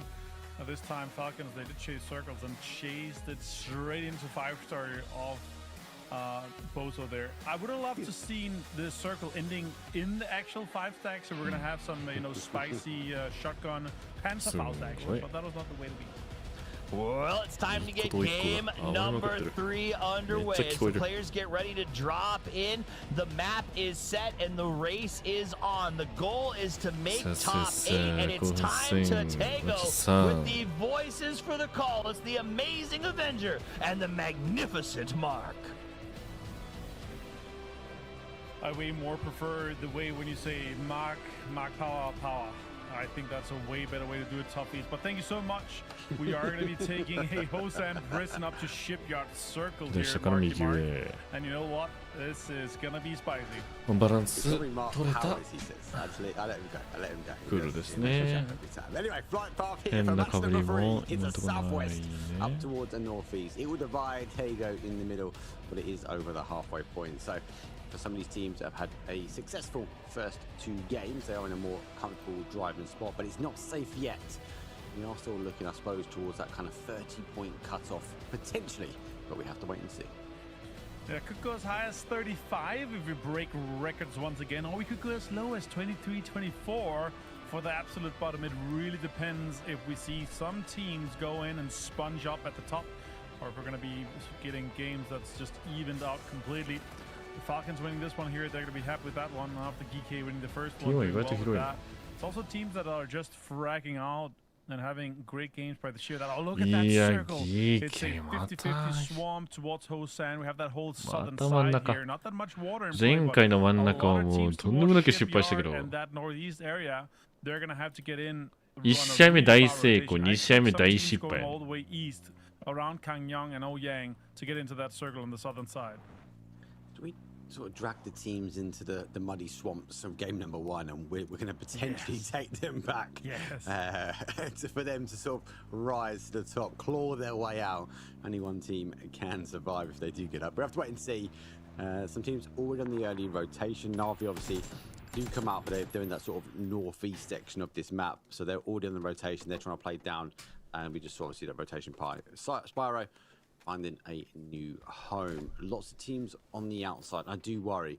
There's two things that when I look at a zone like this, Martin, is that swamp area and that kind of water by prison. If we see it sort of play back to that area there, a very north aggressive sort of west, but also that river. We know the zone likes to bounce back towards the river at the north, and it still holds on there. So we could see some options. It just depends on where the PUBG gods want to go. And previous patch, we saw so many tendencies around kind of west of Songam in the Songam area, where in the school area where GK is set up now. So we could also see a circle going down there. But the most important part, the intersection compound that's usually looted by some of the split teams, is currently not taken. It's a big bait compound. Like you have this kind of T going inside the middle. It's split in 4 ways. It's very crashable. And if we do end up going there towards that middle to late game, it's going to be interesting to see. As we see some of the highlights from the last game here, big rotation. This is the rotation I was talking about on the desk here, where they pull up on the 5-story. They're able to get in. Some damage has been done to Shrimpsy, but he survived with Songjang not getting that knock. And that really enabled them to get a fantastic game going on and get EJ out of the compound from here. So yeah, great rotation, great send from them overall. What I really like is we saw them coming in phase 3 for me, but it wasn't really until phase 5 when they knew they had the climb that they wanted to get rid of him and then obviously play towards the top. Good play from Shrimsy. So he took the opportunity then just to get high. And the information gained from this position was huge, but it wasn't risk versus reward. Lucky enough for the Falcons, this time they got the reward. Yeah, they did. No, just taking some hammering and switching that one there. Really like that. They also try to get the most of it, but there's so many fights where it's like, okay, the actual fight that they had was really rough. Tanwu dropping a nade, I think, onto Tanwu. Oh, Cloris dropped that nade afterwards, right? And then they dropped that. Yeah, it was overall fantastic game for them, but sure, they would have loved to have, 15 kills or so like Kike had, but yeah, that spray down on Hong have really enabled this nade from Shrimpsy to get that one locked in. But yeah, what a game, what a way to end it, and what a great start for Falcons in the second game. That's really going to propel them up and give them that, high morale that you need when you're doing a best of 5 for getting into the finals. Interesting that Shrimsy went from the M4 back to the AUG. He was using that for a period of time, and that grenade was insane. GTE on that sort of left-hand side and the rock all timed. But to this game, no. As we get to look back on that last game and the highlights, Falcons did get the victory. Obviously, NMSS now playing not too far from the flight path. They come in that sort of west side. They're going to have some drops in behind them as well. Again, looking for these compounds, as you mentioned. No one's really there at the moment. Gike's got to be down towards the south. NAVI playing in across on that east-hand side, but they have full sense just above them. So everyone's setting up shop, so to speak. But the center of the compound, the center of the zone, is still not taken. Yep, absolutely. And again, teams expect people and teams to be there. It's going to be drive scouted by some teams that's kind of center already, and then they're going to be like, oh, well, this compound is free, let's take it, I guess. Yeah, second guess it maybe at this point. Falcons, they drop out towards sort of airport. They are starting that rotation now as they will rotate all the way around on the east side, taking the long rotation path. Talu is not too far away from them. We have Team Vitality up by Shipyard. They haven't actually moved yet. They've only just about getting in their vehicles now, so they might be looking for that kind of emergency pickup. But again, come back to that point, not a lot of teams going towards the center. When teams like the Falcons, Vitality, etc., they come in late, they're going to be coming up against teams on the outside edge for phase 1. 4 AM. Again, decent game for them on a wrangle now. On 5th place, 16 points. They're looking to double or so what they have currently. And there's a lot of team on the bottom 8 right now that we would expect to be inside. For PTC defending world champions, good 2 games, 2 points. It's just not enough. It's just way less than what we expect from a team of that caliber. NAVI and a 9 They would be and should be having way more points currently. But let's see what happens in this game and the next two after it for them to get into that final. ファイトはしないね。 Yes, I'm with you. I'd expect NAVI to be higher up, but again, they weren't yesterday. They weren't playing yesterday. They didn't quite do on the groups, right? So they've been sitting, watching, waiting to kind of show what they can bring to the table. がっつりムーブ変えたからね。 Now, オーダー変えて。 two games I'm going to say まだ修正中な気はする。 try and take these 1 versus 1s and argue for the space. They've got some space for this zone at the moment, so one good game will put them up in that top of that leaderboard. GK has been the standout team for me so far today. 2試合目に関しては Shin trying to ちょ really っと maintain the control here. 思ったより Space 耐え that's れなか not った yet really high prio, but as the circle ポイント closes 取 here れ in なかっ about た。ファ a ルコン minute, ズっ we're ぽく going to な see い。 where we do really end up going. I'm just going to disengage completely and go towards Songam here. They might find Huang if on the way in. Sol now with a 3 gear and a crate. There's a hybrid scope. He didn't take the support. That's crazy. You usually find a lot of good stuff in that. Well, they will or at least put it in the here. car. Yeah, but at yeah, least put it in the must car. He's right to. You could just drag it straight in. Maybe the other guy wanted it, but we'll see. Now Falcons come in from that south side I was talking about, from a far rotation on the east. They're going to be coming in as the circle closes from the southern side, and Huang is actually kind of close to them. Maybe they seek him ahead and decide to do a drive-by, but let's see what happens with that one, Mark. I really like this position, especially when you get these kind of Songam areas, this like area, this hill, you can get so much information, which I think is so good. Falcon's obviously going to fly past this one, so there is no need to stop at the moment. Tyler will position up. We mentioned about the swamp. Well, one of the cars is in the ditch. Mortar will be underwater for now. And for Team Nemesis, they hold, and that is a shift. South we go. So we do hold on to that water around Hosang prison, but we hold on to huge amounts of water on the south side. So everyone now collapsing in and around school. And this area particularly has these two high grounds that kind of close to Songam. Oh, Tanwu finds Windan. That's the 4M fight we're looking for. GK also overlooking this from the south side compound just of school here. It's going to be interesting. 4M committed to that. Akan now, we've seen him with the nades before today. He's able to do great stuff. Trying to get more done here. Park Pro supporting him as well. Finds Shen. Interesting, they give that 2-2 split. They're going for a 3-1 split, maybe. The second guess here. Yeah, so keep an eye on that north. More teams are rotating their way in. 4AM trying to delay, maybe try and get the reses where they can. For Geekade looking to try and clear. Papo moves his way forward. Just going to try and pop a smoke out. That's going to deny the line of sight on that south hill. But Hakan, as he works his way through, he's chipping off, building at a time, looking for the final blow. That's an MM. Spaceman. Surrounded almost by Geekhead this time. Sports coming in and look at them out. クプロの方が早いか、キル取りに行くの。Great play by Spaceman. What a bait and switch. Shots come in. That's going to surely connect here. It's a mimic gets flushed as well. これ取られた。 What a steal. Yeah, GK looking to try and get that confirmation on the board really quick. I love what Spaceman just did, but he's going to have to find something special. The rocket from outer space comes in the grenade, lands on the adjacent sides here. Will be followed up though with more utility dump flash. Will provide an element of a delay. He's going to try and pop that smoke just to give him some time, but he's got to be careful because GK looking to close things out.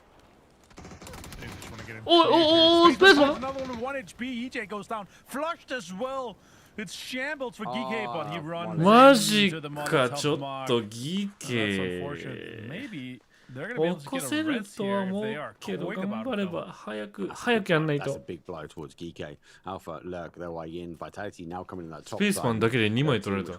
Potentially full send it to a zone, so they might find themselves with school completely free. Falcons, though, we saw that rotation down by Songam around that sort of south coast. They were following. He's going to be here, but they are neighbouring at the moment. And both teams have got kind of a 2-2 against the south coast, but they've got the other players kind of scouting either east or west. This is crucial stuff here for Tailu to hold on to this southern side, Mark. They want to make sure that Falcons doesn't backfill this as the circle closes here. VP is driving in. Rushy finds Quizzy. The coach with the headshot from Nania and flushed as well. It's huge for Rushy. Circle is basically the easiest one we could ask for. It still has school, still has that high ground that Sharper has that I was talking about, and a lot of the really strong ファルコンズ compounds が around it. 外れ So it's gonna be a great た game. Anyone's Legends Plenty が of 外れたぐらいじゃ opportunities ない to か be had な here for で all かい the の teams. Yeah, we leave this one. There is a lot of space for these teams to play. The South will be, I suppose, potential first there. Mortifier coming in, going to be quite short. Actually, looking to cause damage himself as he will launch a barrage back. As I think he's trying to find an opening on towards T1. NAVI looking to try and take some hard cover now and understand that potentially there are bodies down. They have crashed in towards the compound. GK has to be careful. They do stack up to Papo. Actually does his own player. He wasn't sure. The communication was down. Whoa. GK jumps in and Papo reaction though puts 50% of his squad down and NAVI say thank you very much. Easy play, easy pull up for NAVI here. Great kill feed read. Now VP's driving in and close to T1. This could be some drive-by action happening here. Shots come in for Corexi. Heather returns though and gets him down. Type hits raining and Type goes down to it himself. It's falling apart here for both VP and for T1 at the same time. Has everyone forgotten they've got teammates? We're not playing solo mode. Ever gets beamy down. Grenade will go forward. That's going to cause damage on both fronts here. In confirmation, Lucrux does get Corexi and Heather confirmed out. VP, unfortunately though, down to Lucrux. Ian going to come in from the other side, and it has been pure chaos. Everyone fighting for little to no space. This is a really rough area in general, but look at that now. Alpha Gaming, APG takes lots of shots. 8x on PAL with MK here. Able to spray those smokes quite easily. こんな当たることある急に Lucrux, he's quite central. If he's able to mold himself up a little bit, Mark, he might be able to get a little bit deeper in terms of placement points. I can't wait for the highlight reel for this one. It's going to be more friendly fire than actual kills. T1 taking themselves out completely. VP trying to claim the points, but now down to Lucrux. Now he has to try and find somewhere to hide, trying to centralise up. He's get a couple of shots though from Alpha. That's coming in from that compound. Obviously, NAVI got a complete free pass to the south side of zone. Popo, unfortunate, but again, good reaction speed. Falcons, bit of space on the southeast corner. Salute looking to do the same on the southwest. So we've got these teams going down. Really, eyes will go towards the north as Full Sends open things up with anyone's Legends. Flash finds Delvin. This is, as you said, really crucial. Look at the reaction. Look at the reaction. What? Like, don't get me wrong, right? He did take his own player out, but the reaction speed, no thought process. Pull the trigger, put him down. It's got to be gutted. It has got to be gutted. And then this is, oh my days! It's a destruction derby. T1 taking themselves out again. It seems they won't be happy with this one. You can see Type as the car got hit by a VP player. I thought it was Type that did something, but it actually just hit the car just after they exited. But we do have a southern shift here, and this is going to be a fantastic circle. Both school, the mini palace south of school, and the high ground that Sharp is holding on to is still inside here. Great area to be had. Tons of terrain to play, Mark. I love this one. いやタイプじゃなかったっぽいタイプだっけ今タイプが事故ってたのこんばんはこんばんは 14th place here for VP. It's on 13 points. Match number 3. I hope, I pray we don't leave it to the last game for a qualifying hit or miss. You're saying they want the extra reps. They maybe want the pressure also applied. Darkmire tries to get the last player from Ian out. That rogue mortar might hit in anyone's Legends player. Look at this. Oh, okay. Pull up from Delvin, finds Ian. T1 is out, but that would have been beautiful if that mortar hit anyone's Legends as they were driving in. They now hold a little bit of the northern side here. All four alive. This could be the kind of game that anyone's Legends actually turns up and get tons of kills from. Because now they're not going to have to worry about driving too much further. They can just run south straight towards Sharp and all the other teams that's on this western and northern side. Yeah, they're flexing out a bit there. The denying entry for Nemesis, making them second guess that kind of northwest rotation. That's going to force Nemesis into Gen G. It's going to force them into Sharper. The other side of things, a lot of the teams have moved ahead. So Falcons, we can now see, they get a complete free space in the southeast corner. It's going to be pretty chaotic.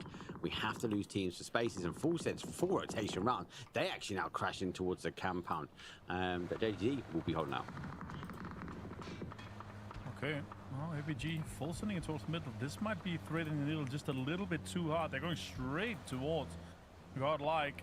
And Tycon is trying to drive really close to this one here.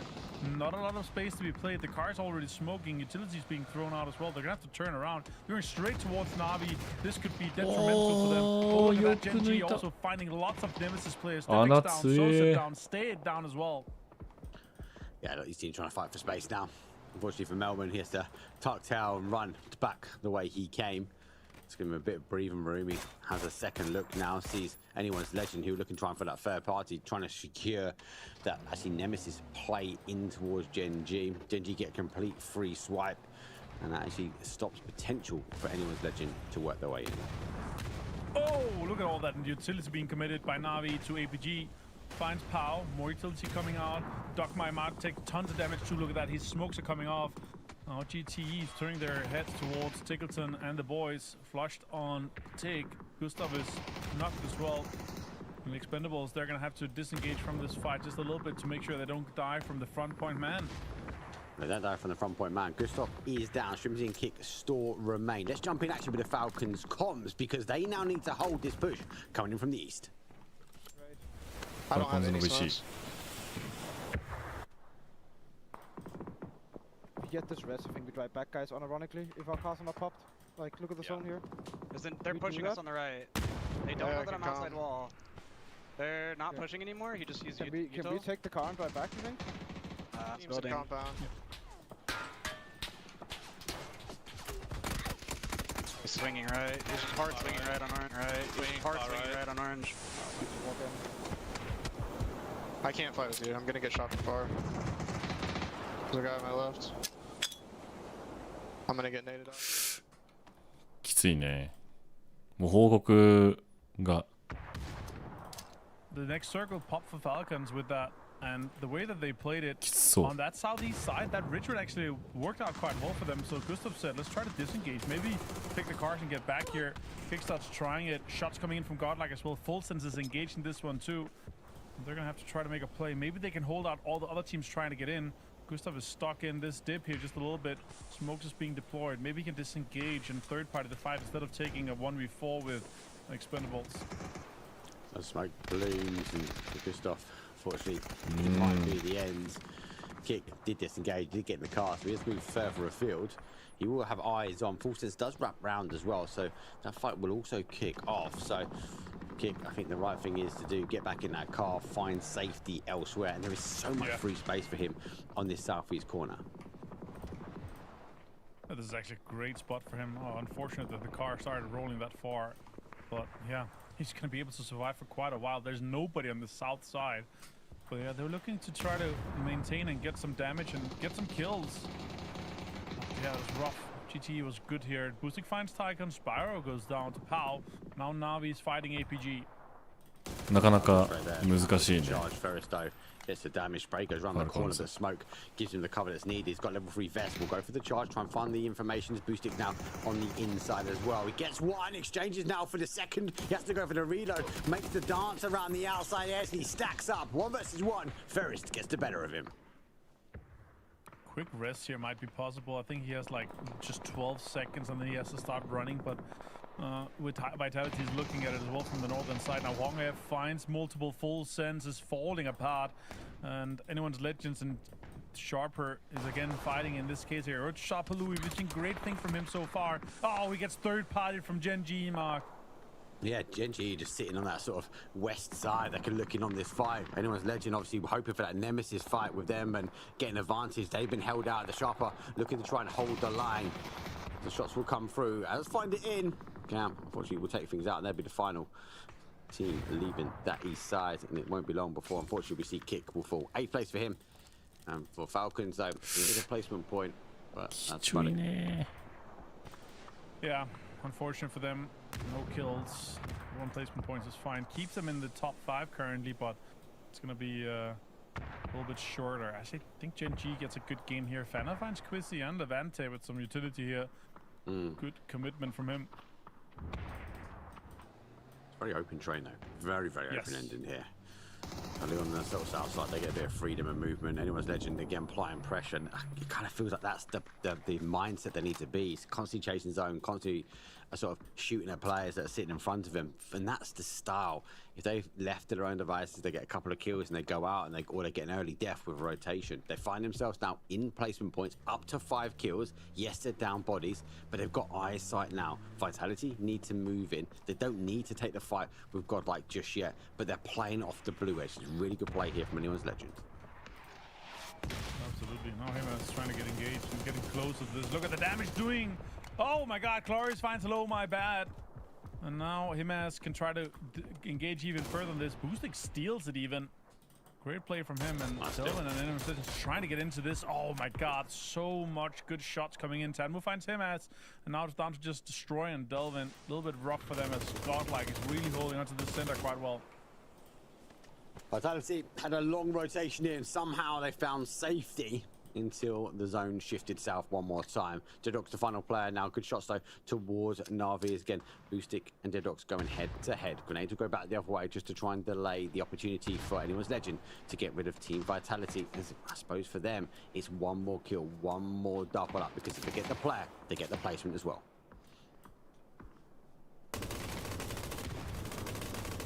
And now he has plenty of bullets to spare. He has to get out. Boostic finds him even. That's crazy. Well played by Na'Vi. Another point for Na'Vi in terms of placement, but also the kill there. That's massive. Delays the smoke.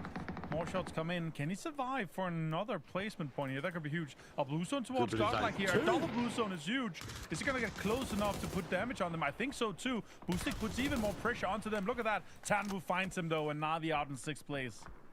Genji as well. Crazy. Just short. He gets one in the end.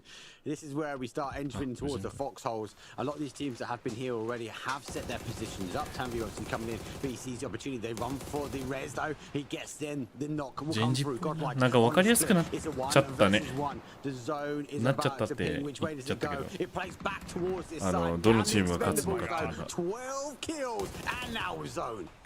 5年前の PUBG に戻った気分。 Stun comes in, 14th kills. Well, Clarius continues farming here.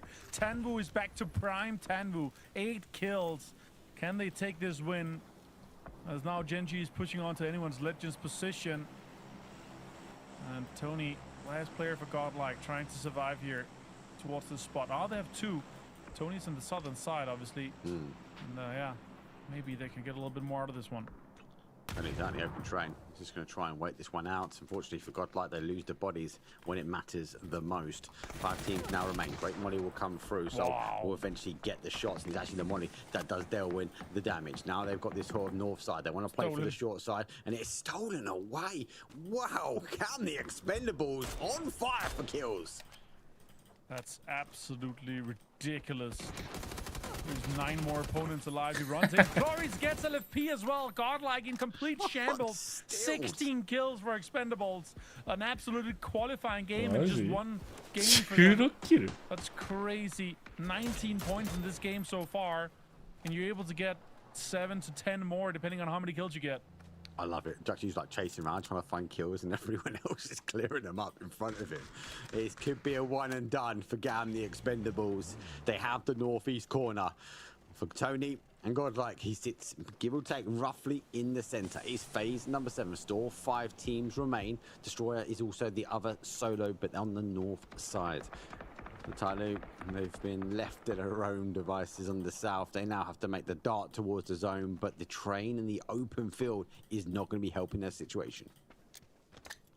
Absolutely not. Now Tanu goes to try to clear out Destroy. That's a good nade. It might roll. Nah, it didn't do enough, but he's got a molly. He's going to put a molly into that. That's beautiful. Well played. He's probably going to get it. Yeah. He's burning. He got it. It's a catch. Tanwu finds another one. Look at that. 9. They continue. 9 kills. Can he get another one? Can he get double digit here, Mark? Is this one and done for Gam the Expendables? Like match 3, we're in, we're out. See you guys in the finals. Genji on 5 kills, 4 players as well. A big driving force for this final circle, but we are in that top 4. It's a 4 versus 4 versus 2 versus a dangerous solo. Lee and One Dragon just trying to hold on just to the edge. They've dug out some mole holes here. They're gonna have to make move shots and connecting here onto Soul. And I'm pretty sure that Expendables is fully aware that this rock where Tony is exactly where there's one player. How long do they leave him there? How long until they need to take the diversion off the backboard? There's another one as well. Oh my God, Gen G, 2. 3 points come through, backboard straight in. Damage zone. Tanvu will try and fall forward. It's a 10 kill though for Tanvu. And for again the Expendables, it's a straight head-to-head, a duke out, 4 versus 4. If they win this, 10 kills and 22 kills, that's a one and done mark, as you said. That would be crazy. Already on 41 points. Now they can bully the rest of the lobby. And the next one they can bully is Gen G. They have 20 total points. If they win this one, it would be massive for them to get even closer to that qualifying top 8 for the finals that starts tomorrow. Tanvu is back to prime Tanvu. Expendables refusing to go down. They clearly dialed in. Tago, the opportunities land for them. And now Glories will find Bean. Genji is split. This is a different end style game. For Gam, the Expendables playing really, really tight soul on his potential opening. But he has to try and get a knock. And D has 7 more shots with the links. One headshot here would be huge. That's one. Finds Glories on the roof. Huge. And now the cover is the last one. Smoke's really sparse for Salute. He does have one more in the smoke grenade launcher, but he doesn't have a smoke grenade launcher. That's a little bit unfortunate. I need the play here. And trying to get a play for this one here. Doctors finds B. They're gonna get the rest, maybe. That's Expendables just getting into this one here. That's a headshot. Four shots remain. Gotta be careful. He's now dialing in these kills. More goes their way. It's a 3 versus 2. Gen G hold the line, but they don't hold the zone. High ground. Gam the Expendables get the opportunity. Get the body back up. Down to 2. Down to 1. Can he get the final blow? And Salute here. 2 fantastic players. One more shot here would be massive. One more peek. Headshot. Yeah. Oh, he hits him in the arm. 67 damage. And now they're going to have to make big moves here. One more smoke. Look at how aggressive Tanvu is. He wants it. He wants it. But they return. Clarice finds one. Can they get the last one? He gets it, and it's Expendables. 21キル Insane kills. We've got a record-breaking game, but for Gam the Expendables. Maji? Oh my! Unhinged from this game. Damn, the Expendables come out big time, and the back of Manvu. Huge kill count. Huge battle. These guys had to sit, they had to watch, they had to wait, and they came back today to play. Because while this is a single game qualifier matchup, it's not just this game. They had 17 going into this, so they've had a good day across the board. I mean, Expendables, whenever they're on, they are one of the most fun teams to watch because it's just dynamic movement and overt aggression into people's faces. Whenever it doesn't work, though, man, it kind of implodes. But that's what you get whenever you're an Expendables fan. It's going to be one or the other. The double-edged sword is a blast. And this is the big come up for the Expendables is now we are definitely going to be seeing them in the final stage. Whew, that was hot. That was a good game, Martin. That was fun to watch them. But also that end game, that chess match of a back and forth was great. Yeah, it was. And everything started south of school, the mini palace.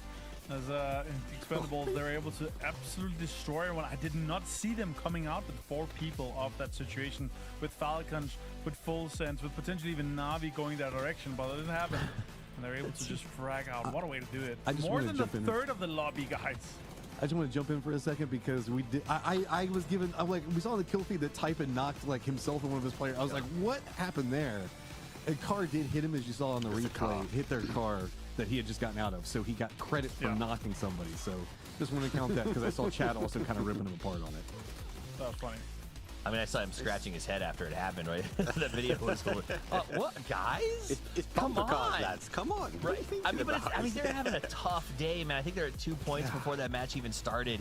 And for a team that was built to really thrive in the TPP world, they've yet to do so. So that has been tough to see. Now, that said, seeing Gen G in the final two, is it 1 point before this game? Is that what you said? They were 2. Okay. No, maybe it was maybe 1. T1 kill. Jeesh. Okay, so you know what? We're gonna not talk. Poor guy. I'm just gonna let them have this time to mourn themselves. I was excited to see Gen G though putting up some numbers here to make some plays. To see D getting involved. These guys are. I feel like maybe their comms are a little more on point, or maybe it's just that he had a Lynx. But they were putting up some good numbers, and they got really involved here and made a little fight for Gam at the end. Yeah. Mark.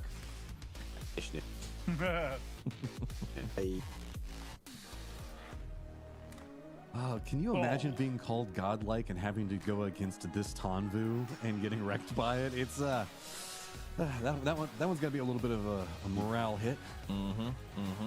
Tanvu is so terrifying that he's turned Duxu's hair white. Like, just being in the same room as him has cost him all of the coloring in the hair, because it's just incredible to watch. But no, that's huge. 7 kills for Clories, right? We're going to be like harping up Tanvu, who played super good.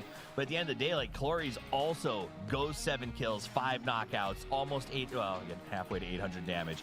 Really, really strong. And this is, you brought it up.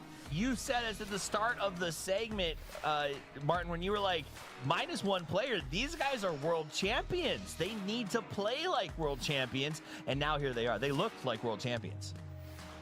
Yeah, 2024, Prime Tanvu is back. And my thing is, back in the PL days, if anyone got double digits, I would take them on a dinner, get them a steak.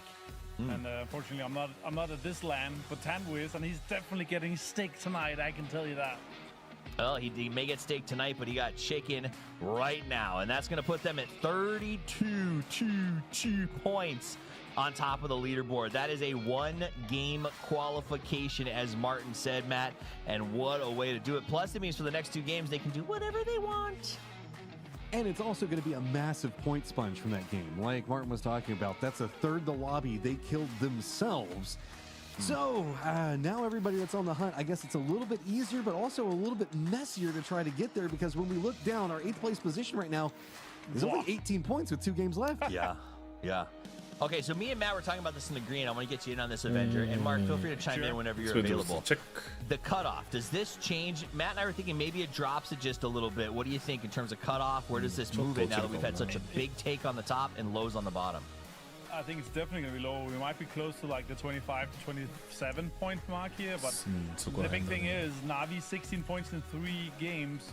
The Expendables just had double that in 1 game. Like that, you really have to say how much of a sponge is that, considering we're only playing 5 games. It has a huge impact, and it's really paid off for them here. And as Godlike also coming in, I gotta say, man, I was hoping for the center spot that they had, I was hoping for them to get a little bit more out of that one. But they got rolled up on those double blue zones, and everything just spread them completely apart, and they're not able to fight it at all. I mean, Fauna's been playing well, but it feels like they are suffering from not being in these lobbies, these scrims, and traveling the world with these guys this year. It feels like just this tournament, they're getting caught flat-footed. Every time there's a fight, they're on their heels. Everyone else is on their toes. And I don't know how you counter that, Mark.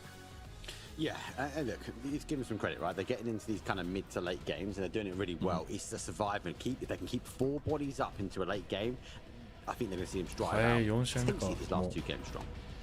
Well, you bring it up. You got to finish out the last 2 games strong, and now is the time to do it. The gate has been left open. The cutoff will be low, which means that any team with 1 big game can make the statement that they get to go to the final. Everyone else has to wait, watch, hope, and pray that they get the shot next week. So now is the time. We're ready to rondo. It's myself and Matchroom with the call. And Matt, that is an excellent plane to kick this thing off. Whatever you want on the table to go take, and it is yours. We'll have to see maybe a small little skirmish for a vehicle here or there, but everything should be fine. Games on the lower section of the leaderboard right now have been kind of messy. Did say the fact that there was a chance for anybody. Well, we've got 2 games left to make it for anybody, but now you have to deal with squads like the Expendables, who can do whatever they damn well please to this lobby, and they could choose to mess with people, they could choose not. This is a squad that tends to just live their own life and kind of vibe in the best fashion that they've got possible. So I think that it's good that if anybody is maxing out points right now in this lobby, it's them. You know, I will say that the back in the old days of NPL, as we kind of watched the hijinks ensue right here, one of my favorite things that Hypoc would say is you would say, "Oh, there's a shot here," and he would say, "Yeah, anything can happen," but he'd do it with that sarcastic face, like, "Yeah, come on, you know, we can build it up, but I mean, it's not really going to go that way."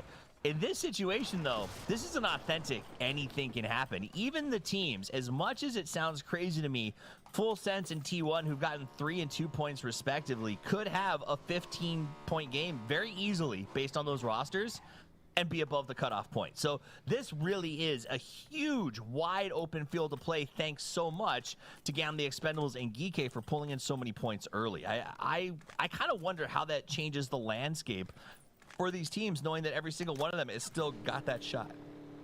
I'm just looking at this leaderboard. T1, who is known for just so many early game aggression moves, like such smart play, 2 points, Full Sense, PGC champion, 3 points, and this is a survival stage, not a winner's bracket, survival stage.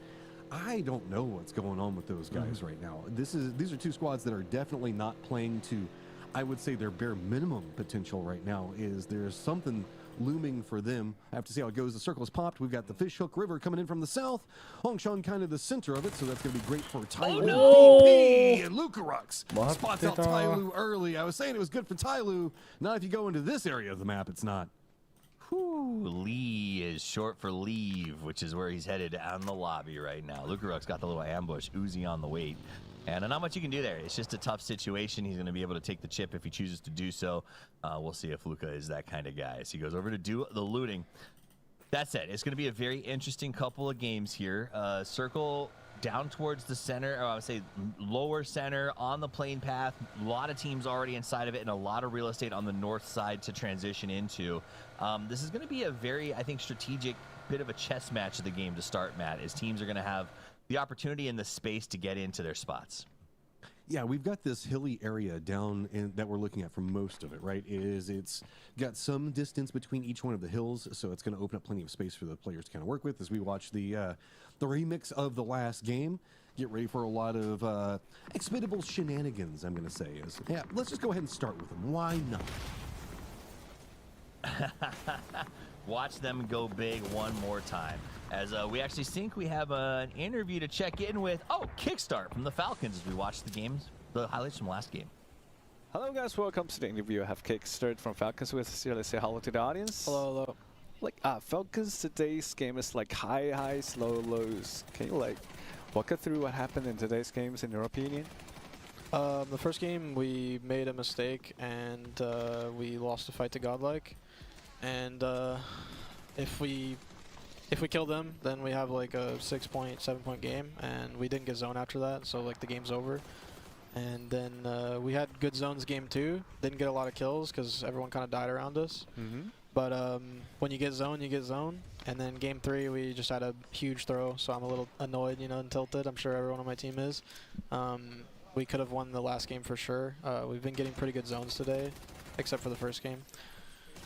But yeah, I mean, that's just PUBG now. With everything that they've done to the game, if you don't get the zone, you're not going to get many kills or points.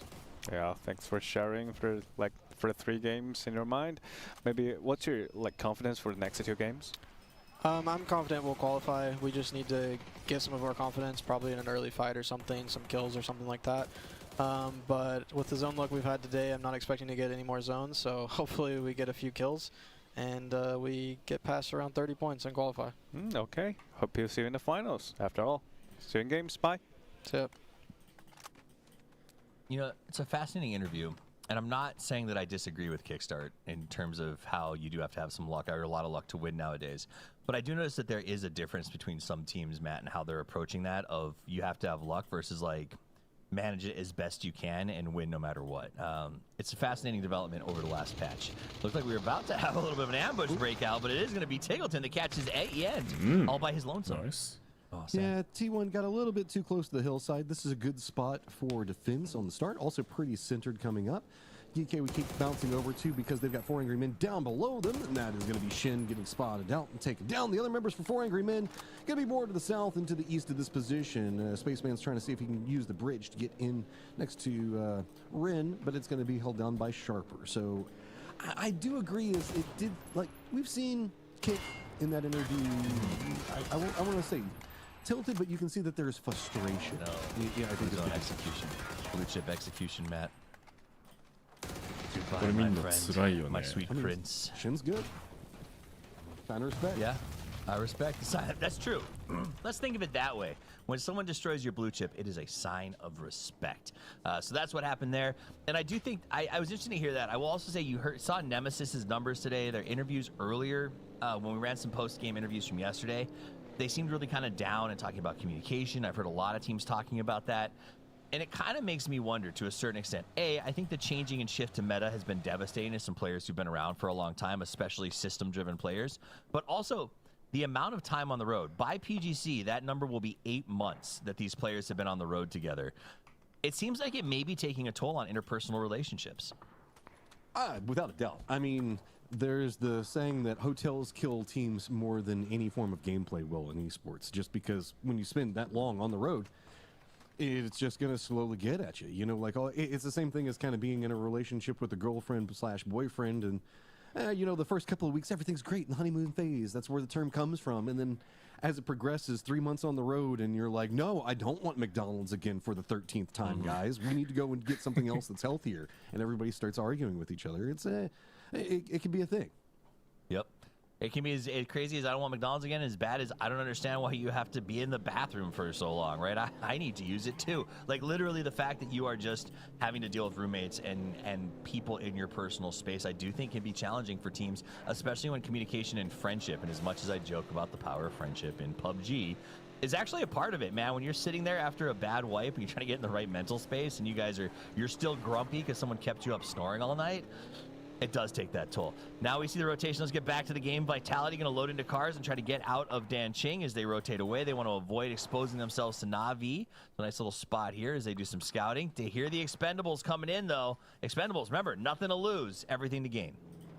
Yeah, so many micro firefights brewing as new circles popped over to the north. You can see it is going to be Falcons, Anyone's Legend T1, all rotating maybe along a similar path to Jin Ji, where we've got the river that's going to be coming into the west around Hongshuan, and the fish hook, as we call it, it's going to deny out a lot of potential approaches. There are a couple of like footpaths and different ways you can take that. Nemesis does look like they're going to opt into the more northwestern one, and then we're going to have Jin Ji wrapping in back behind them. Godlike is also approaching back behind Anyone's Legend. So Hongshuan getting a lot of focus. It is going to be VP making this in there first. Sharper's going to be pretty close with now Falcons back behind them. External to that, of course, we've got the Vitality Navi situation that's brewing with the Expendables that you were just talking about, but that's been abandoned by the circle. So really, can these guys get any separation? Is now eyes onto the circle. Ooh. This is pretty centered up. Alpha gets here first and denies it for the Falcons. They do. A nice little take here. Falcons has to replan. You heard that talk with Kickstart. They're trying to adjust on the fly. They've had a good day today. They caught the circles, which means Shrimsy will never take that hat off again as long as he lives. And he is going to jump into that container. Navi locked up. Vitality has finally come up against them. He's got the nade prep. Throws it up over the top, but it's a 2v1, Matt. Oh, nade goes a bit far. Trying to go for the peek around, keep it safe. So Levante is going to find it.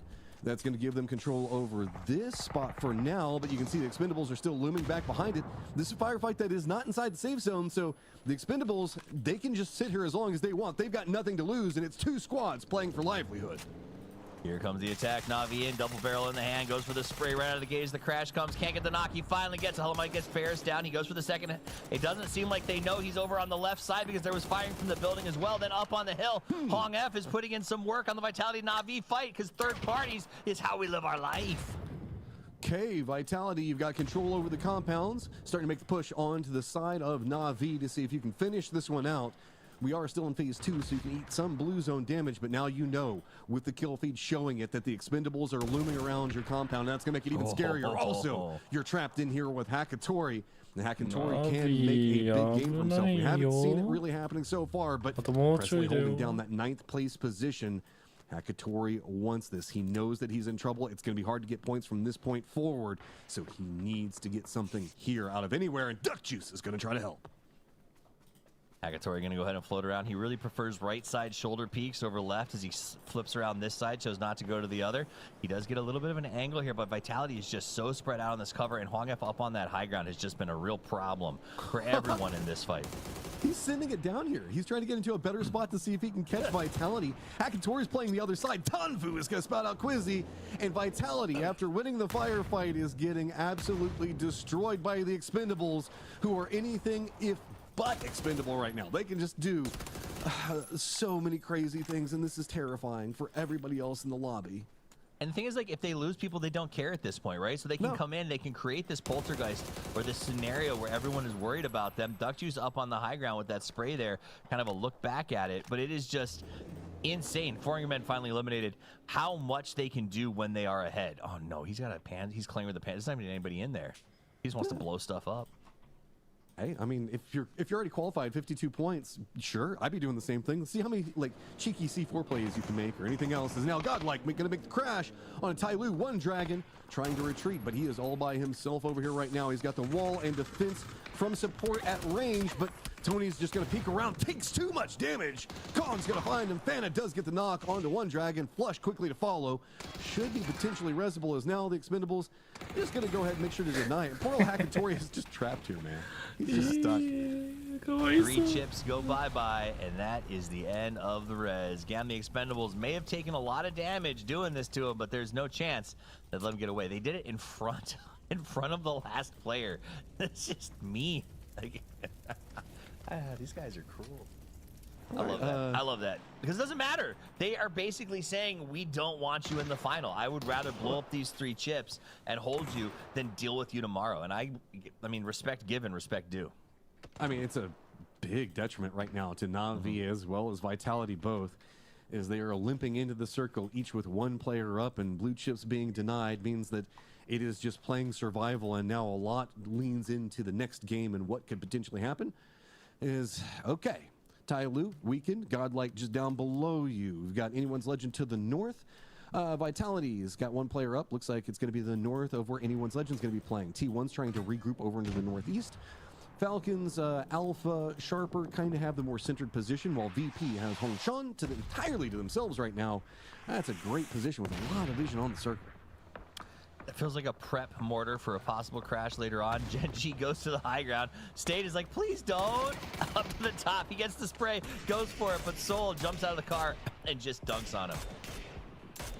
Genji trying to find more successes, but it is going to be a very nice high ground defense coming up on the other side. He's going to get the knock on to Soul. Nemesis gatekeeping out Genji, and Genji is now rebuffed. They are going to be looking more into the west. They run back out into the blue zone. They've got a hillside for cover. Where do you go now? If you go to the south, you're going to have to deal with a more open section around Hongshan as well as Nemesis still. So it looks like Genji is going to wrap more to the northwest, take that pathing to cross the river, and maybe be back up around where Anyone's Legend's going to be at. So what you're telling me is the Expendables crashed, destroyed a bunch of blue chips to stop teams from advancing, and then called their monsters back. So they'll be 4 strong again as they move into the late game. This is Expendables in rare form. And if they carry this to tomorrow, people who made the winners bracket, I think, should actually step back and be like, oh gosh, they've been turned on. They've been activated. They're angry. Because if Gam the Expendables pulls this off tomorrow in the lobby, which will admittedly be significantly more stacked, this could set them up on a kind of a re-emergence run. Because after what we saw the last couple of days, they have been depressing. Okay, T1 is going to be a little bit cautious as they do have Tanvu next to him, but now just got to survive so that way he can get his teammates back in. You do make a great point, though. Expendables can be, I guess, so inconsistent. That's the whole thing about their play style, man, is like whenever it's on, and it is scary. And they are definitely on today. Yep. Can they keep it on for tomorrow is, I think, what a lot of this lobby is, I would say, nervous about. DK making a direct send right in between where we see Alpha playing for Godlike as well. VP taking a couple of shots. That VP is going to lose Hongshan in the circle, so they've got to go to the north. Falcon's going to have to make their way to the circle as well. Maybe kind of held back from where we can see Alpha playing from it. 27ポイントぐらいか25ポイントぐらいになるんじゃないかな。And put themselves very close to T1. Levante is spending a lot of resources just to last as long as he can, and what's really hurting is that anyone's legend just has to sit here and wait by the blue. They're watching, they're just holding. Meanwhile, let's jump over to full sets. They come by Heather. Heather had the Panzerfaust. Boom goes the dynamite. Down goes the Thanadol. He's flushed and dumped. T1 gets the ambush to start this 3v4 now. T1 needs points here, and they need this victory. Full sense. Now, between the two of them, this is just trying to see if you can fight for survival or any decent chance going into the last game. T1, very few options. They're just going to move more into the circle, try to use this little bit of cover that they've got. Falcons trying to brave the circle themselves, just barely inside it with a couple of their players. Gustav trying to defend. That's going to be Full Sense in a lot of trouble, and very few options in front of them. They've got the T1 side, anyone's legend also trying to hold them back. Falcons as well as Alpha now all starting to take shots at them, and I don't even know. This is too open section of the circle. I don't know how they get into this without just taking even more casualties. And casualties are going to be the name of the game with this circle no way around it. Diffex gets a nice nade prepped up here. He wants to take the fight back to Gen G. Salute's going to dodge as he gets to the side here. The fight between Nemesis and Gen G has been ongoing for a little while now as they do continue to try to dismantle each other. Sharper also in a fight with VP elsewhere on the map that should be pretty interesting if Nemesis and Gen G can finally separate themselves. Here we go. Finally, they have withdrawn, and Nemesis will have to re-rotate. Full Sense has eliminated 3 points, and it's getting worse. Nemesis continuing to punish down onto VP. There's going to be Sharper on the other side of this, but it looks like Nemesis trying to find some successes over here and try to keep control of the area that has kind of been theirs for a while. I mean, not this specific area, but kind of the southwest is what they've been trying to keep on lock. VP having to deal with the more defended position on approach. If they can manage to hold it together, this is a great section of the circle, but two different teams, two different angles, making it scary as we pull more to the compound. Falcons in vehicle is going to stop right as soon as they get there. Damn, the Expendables are going to get eliminated, but Falcons in trouble because Alpha's putting on the pressure. That is a big mortar coming up from Kong. They dug him out, but Tyloo is prepping the mortar strike, and they just go, well, you killed the Expendables, but I'm fine with killing you. And they go ahead and throw those in there, get a bunch of knocks, and maybe Tiggleton, if he can stop this push by Ian, can get back for some reses, but the explosion just keeps the teams arrive, but he makes it go boom. What? Is that another mortar at the same time? Yes. Kong, That was what Kong. are you doing? He is just destroying teams with these mortars right now. The 誰が行く誰が行く taken from ポイント Falcons, ポイントポイント and it is just Anyone's all legend. day right now. Does he have any more? If he drops another one here, アルファ that's ゲー the ミン end グ of も来てるアルフ T1. ァゲーミングどっ Kong's ち throwing giant-sized bananas Alpha across the map, and he's like gaming literally waiting for the はい crashes. 1ポイン So ト he's はい maximizing the 2 value ポ on イン every mortar toss, and now they're ト creating a red た zone だ with そ grenades as の it's ポイン raining トを on 取りに raining, 行って and る選 T1 is 手 going to get massacred. がそのままポイントになった I mean, T1's just trying to change. 最後 res, 2ポイン and ト取れたけど it's ポイント kind 取られた of ねその coming together. It's better than it was. Anyone's legend not T1 going to get too much more 2枚 involved.で GK going to be the gatekeepers of the center of the circle. Tyloo's still going to be over here next to Godlike 許 as さ well れ as る GG in the compound position. So T1 has one of their players back up. Still has to deal with the high ground. Anyone's legend. Uh-oh. Hymas has himself a mortar. I have no idea where this one's going to be going. Couldn't be straight on to T1. Why not? I hope they do it, and then I hope they crash that spot, and then I hope Kong's got another mortar targeted in as a response. It would be highly entertaining. All right, here it comes. You said the same tier. Let's see if they can dodge it. T1's juking. Oh. Masarayukin. All right, just one. It's fine, Heather. Do you go for the res yet again? That one actually looks pretty good on angle. It looks like he was already kind of planning for them to go to the side. No, it doesn't quite connect. So next one following in. Doesn't connect, but Heather's getting nervous. This is where you commit into the res. You could have had it by now, but it's just mortars eat away at the mental and makes you think that you can't. Right? And there's a point where you just have to be like, I'm just going to go ahead and try to stick it. Like, there's nothing else here. Meanwhile, we got APG down inside of the hole, getting shots from Destroy. Anyone's legend seems to have seen their compatriots blow up in the last game and says, I want to be more aggressive. I want to go back to being anyone's legend. And they have. They've been far more proactive in trying to take fights and get those picks. Oh, T1 just playing in the cursed section of the map right now, but it looks like it's finally calming down. Maybe they have cleansed it, exercised it. More no. Is this really godlike from across the circle also going after T1? No. Oh my God, it never stops. Bad mortar. You know, it's only because so many mortars have been so good. Hey, his was Haven. much further away. His is the hardest one so far. He's got more. He went back. He reset, his plan, and now he's gonna get in the cars and continue with his transition. Had to use those 3 mortars before they got out of range. Come on. T1 一番モーターされてるね。多分人生一。 Actually, very good call on it. Yeah, they're just completely rebuilding it all. Is now Alpha gatekeeping back. Poor old shell-shocked T1 over here is. I don't think that there's any vehicles that still work in this area, so it's just gonna be whatever smokes they've got. And Kong, what do you also have Panzerfaust? What? Hausker also has a Panzerfaust. Tyloo is just blowing up the world right now. Kong barely needs guns. Kong just needs things that go boom as he climbs the tower and just absolutely rattles everyone's cages. Here's a little replay on the Kong shot as he goes from the high to the low and goes, hello, Falcons, goodbye. This is that crash, T1. Oh, right on. So brutal. So brutal for Kong. Meanwhile, a lot of kills over on the other side of the map as Alpha Gaming is eliminated.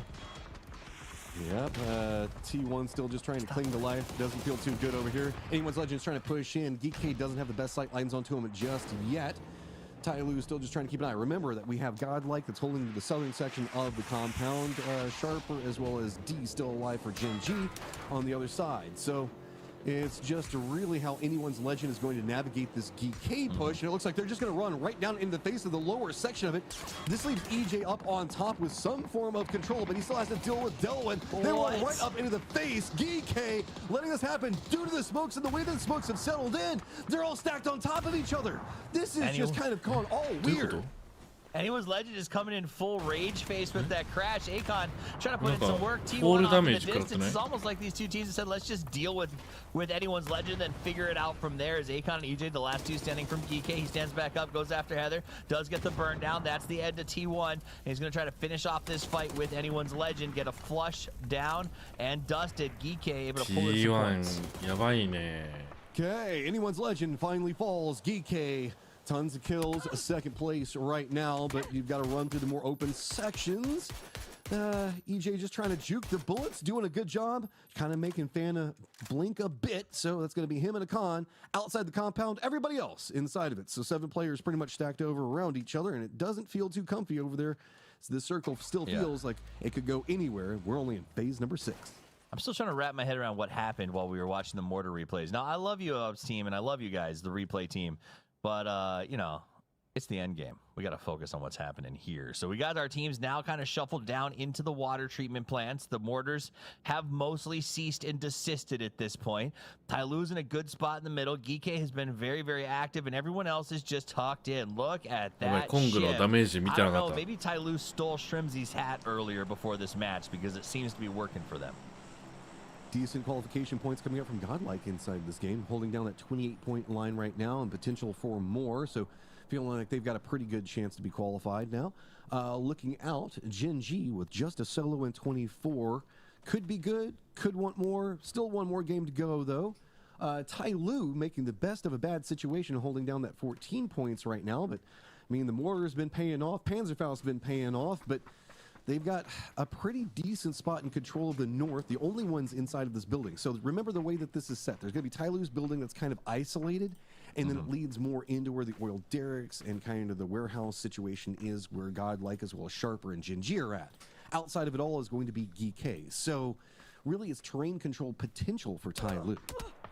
This is the prime example of why you don't want to be in the survival stage. The survival stage is pure chaos, right? And this is exactly what we're getting today. Also worth noting, Matt, most of the teams alive are in the top and essentially qualified or close to it, which means that the cutoffs are going to be absolutely bananas for the last game. 8th, 7th down are at 19 to 14 with striking distance even in the bottom 3 spots. I don't know how the end goes here, but it is going to be wild in the final. I mean, we've got 3 teams presently tied at 19 points right at our cut line for top 8. What are we even looking at? This is going to be absolutely crazy. Sharper with Thunder still alive. Maybe he can find something else, but it feels like it's Godlike to the south as well as Tyloo to the north that has the most control on this one. GK just trying to creep their way in and dodge the sight lines. EJ doesn't have too many more options, so it looks like he's just going to try to send it, get into point. Can Kong defend? Good shot comes up from Akan, pops him right in the head. Tony does spot out EJ, though, when he falls at the wall, so it's just Akan up and can't even make it to his brother. I don't know. It looks like Godlike's just got him held back. That was beautiful, though. Akan goes full Gallagher and just smashes that melon as Tony up here trying to put a little bit of counter work on him. But he's got to be careful. He knows how powerful that Lynx can be and has to keep his head down because of it. Nice job. EJ is going to go out. And I don't know that there's many options out there in that distance for him to try to get in outside of some crazy picks. How many nades and explosives do Tyloo have? They have just been sitting here just dropping them on everybody. This is absolutely nuts. Circle pops on them as well. So Godlike's got to deal with the solos, holding down an oil derrick as Thunder's on the low section of it and D's on the high section of it. And all right, so Godlike, you still have a little bit of your building in place, so you don't have to move too much. And Thunder's, I guess that outer wall is still going to be playable. But man, yeah, good luck dealing with D. I don't know if they turn off voice chat if I'm DM queued up and I'm saying, man, let's just not fight right now. Like we're surrounded, man. We're surrounded. But it's not to be. Thunders is not going to give up. He's going to go into that corner spot, keep throwing some stuff up on the high ground. Nade comes up and over because he's giving away his position. He's been watching those grenades fly, and Fauna's able to land that shot to put another kill count on the board. Godlike in third place, Matchroom. Yep, that is a big day for them. This is significantly better than what we saw coming out the first survival series. So now finding a little bit more, I guess, trust in themselves. This is a lot more what we were kind of talking about, right? They just like to take control over a certain section of the map and then just keep it on lock for as long as possible without having to move. They usually do that by keeping great reads on the circle. And that's exactly what's happening here. They've just managed to make it in the later stages. We're finally in that phase number 8. Problem is, Godlike's pretty stacked on top of each other, and it is going to be going up against the explosive Tyloo.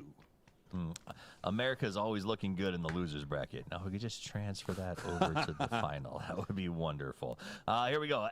Ooh, that's a Lynx with the peak. Tyloo is in a pretty good, dude. Tyloo is locked in. They've only got 2 players, but Kong... I don't understand how Kong's only got 3 kills after the debacle of what he laid down explosively in this game. アシスト4だからね。 People stealing his kills. Explosions get the knock, and everybody just stealing them away. He earned those with quality mortar explosions. Yeah. We need more. Chat's tilted right now because we're talking about quality mortar shots. Quality mortar. Well, this is PUBG mortar grounds. It is what it is, man. There's mortars everywhere. There's corpses of mortars everywhere. This is just how you adjust, and it's going to be crazy. The game adjusts. We've got upcoming LMG meta on the way. It's going to shift the way that the games are played. Accuracy through volume is going to become a thing. Prepare, adjust. That's how PUBG works these days, and if you are behind the times, I guess you're just going to lose. K-Kong up because he's got explosives. He's got fire still. Goes for the spray. Uses a molly. Forces D out. Who's in the smoke. Nice. He's got the vision, and Kong makes it 4. Okay, we're down to pretty much what we expected. Fauna is going to spot out 1, so Husker's going to go down. That leaves K-Kong, the last one up in a 1v3. How many explosions does he have? No, he's going to die as he lives. Explosions rain down upon his head. 3, 2, 1. Take the victory and are feeling great. Godlike wins. They choose who to give the high fives to. Their coach comes charging in, excited. The hope of the Americas. Godlike takes the victory. The chicken dinner. Let's pull Mark and Martin back into here to talk about how amazing Godlike is. Mark. Well, look, it's all about keeping those numbers up in that mid to late game, and they did it this time. Yes, they lost 1, but they denied the opportunity for people crashing in, and I think that was key. When we look back on the last 2 games, we had teams take away their position, and that forced their hand. This one, it felt like more control, and you can see it. It's a well-fought victory. Well-fought victory for Brazil as they come out. It was a crazy game. So many explosions, Martin. So many explosions. Yeah. I mean, that's what you get. That's what you get when you have this north of Hongshang ending. It's overall, it's a rough area to kind of play. If you're not locking down the oil barrels or the parking garage or any of the compounds around it, that's kind of high ground and low ground, and all the teams got punished. And you know what? Godlike was promised to win today. We thought it was last game, but it had to be this game instead here. And yeah, Heather and T1, they defended that well. But yeah, what a way to do it for Godlike here. I actually thought Tyloo was going to be able to lock this one in, and Kong, what a great amount of mortars he got. This one was insane. That was right on the top of the car. The rogue mortar.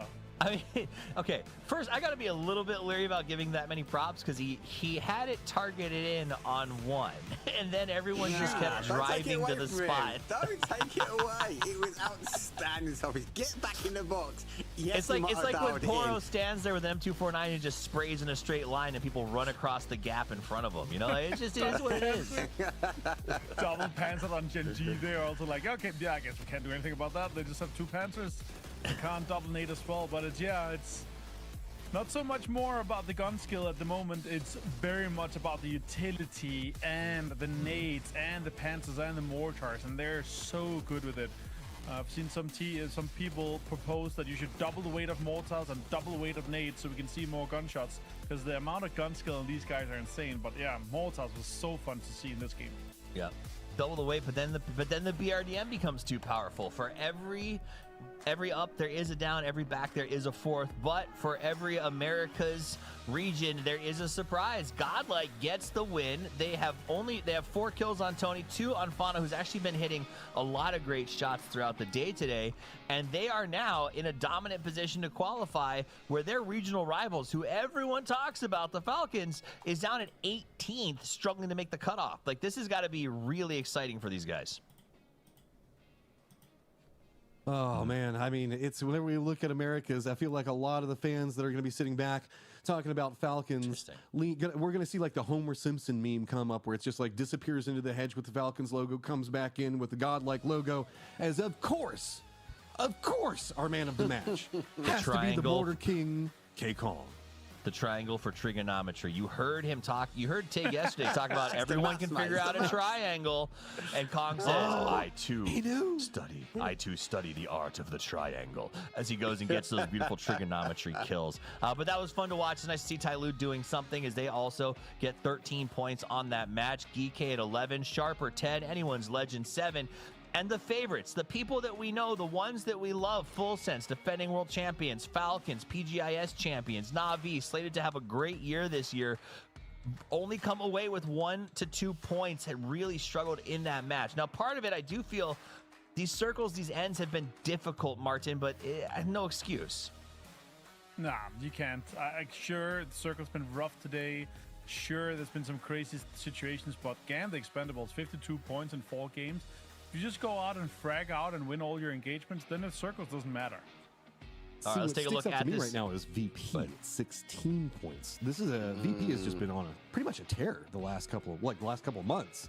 This is a potential falter, almost due if they don't find something this last game. All right, I screenshotted the leaderboard, so when it goes away, we can still talk about it a little bit, because this is where it gets important. Final game about to kick off. We need the players to make the cutoff. 8th place is what determines you advance to the grand final, versus you have to wait till, and that's key here, wait till survival next week. Like, this is a very typical situation to find yourself in. Exactly. It is a full week. It stinks to sit there. All right, so let's talk about where we stand right now. We got a couple of teams that are very comfortably qualified, all the way down to pretty much anyone's legend. I would say they can get 2 points.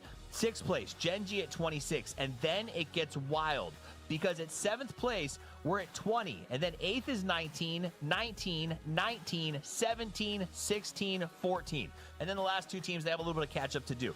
But every single person has a chance to move up. And Mark, normally we're used to seeing like 2 or 3 slots at risk. That's not the case. Even Gen G at 26 in 6th place could get overtaken by how many teams are right there on the cut.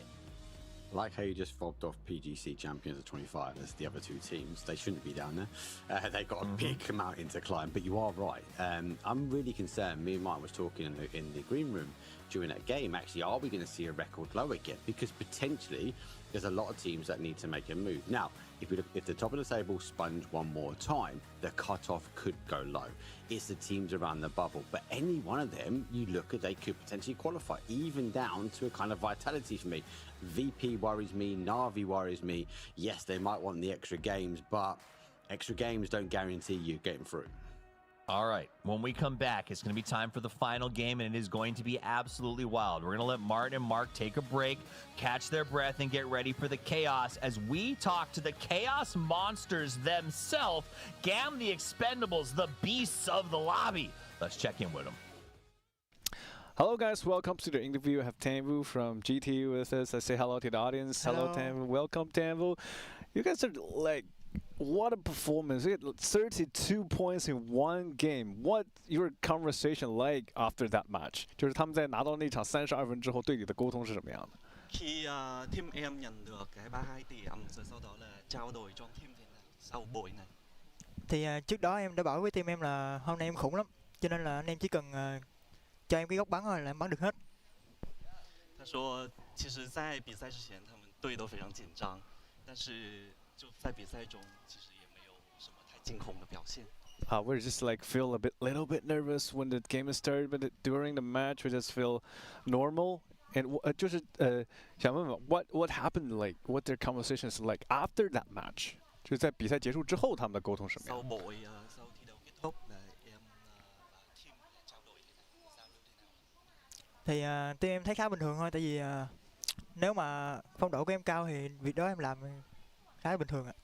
他说，其实比赛之後大家緊張的情緒都沒有了，然後就覺得很平靜。We just feel cozy because we never feel nervous anymore. And Tanvu get like over 10 kills in one game. How do you feel like after that game about this like stats? Khi em loại 10 người trong thi đấu hôm nãy, sau đó em cảm thấy có thế nào? Thì em thấy khá là hưng phấn, tại vì lâu lâu em mới làm được một game khủng vậy. 觉得有稍微的緊張，在一個比賽裡面能夠淘汰10個人。No, I still feel nervous. Like it's all about nervous. All right, thanks for taking your time to take the interview. See you in the games. Bye. Bye bye.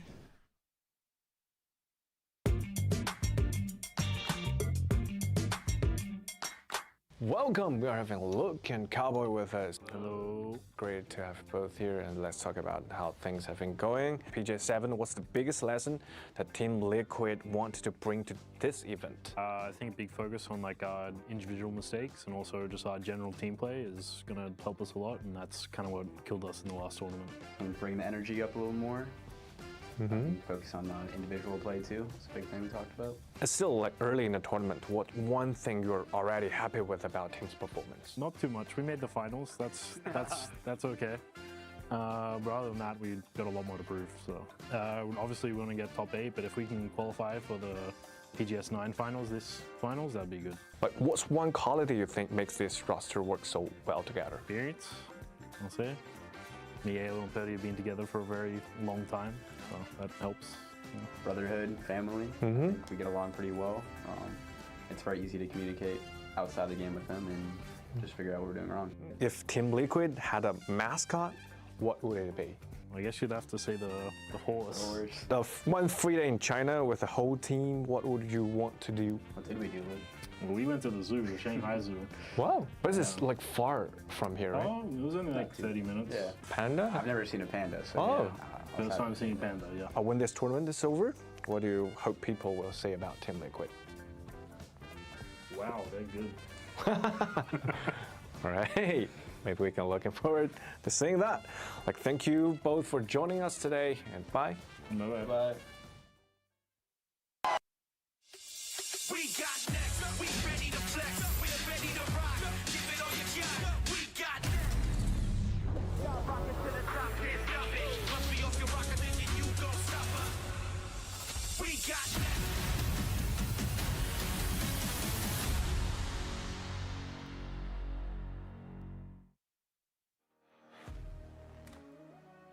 This is the moment. This is what is important. One game left to play, a leaderboard that is in chaos, and a small jump for anyone to take the chance to go from the bottom to the top and earn their spot in the final. My name's TWIS. I'm joined by Matchroom, Avenger, and Mark Powers as we get Mark Power. I think there's two of you as we get into the first game or the last game of the day. I'll also say this: sign me up for whenever they decide to make the web series about Cowboys life. Meeting pandas for the first time, going cowboy shopping in Austin. It's going to be a good time. Wow, that's straight to game. All right, boys, let's just leave it at that. I'm going to turn it over to the two masterminds. It's going to be Mark Powers and Martin Avenger as they get us into game number 5 on the grassy pastures. They'll explain what's on the line. They'll explain how close the race is. Settle back, grab a coffee, and get ready, because it's time to rumble.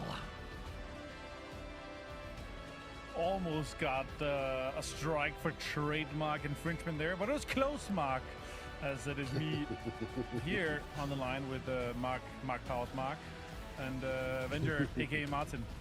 That's what we go with today here, Mark. And we do go west over by just south of Georgetown all the way to Milton Power here. Another plane path that's a little bit rough for the team. 27、26かな 26 足切れない This time around there is not going to be any contest with that though. But we could まあもちろん get another crazy circle because this can この試合次第ではある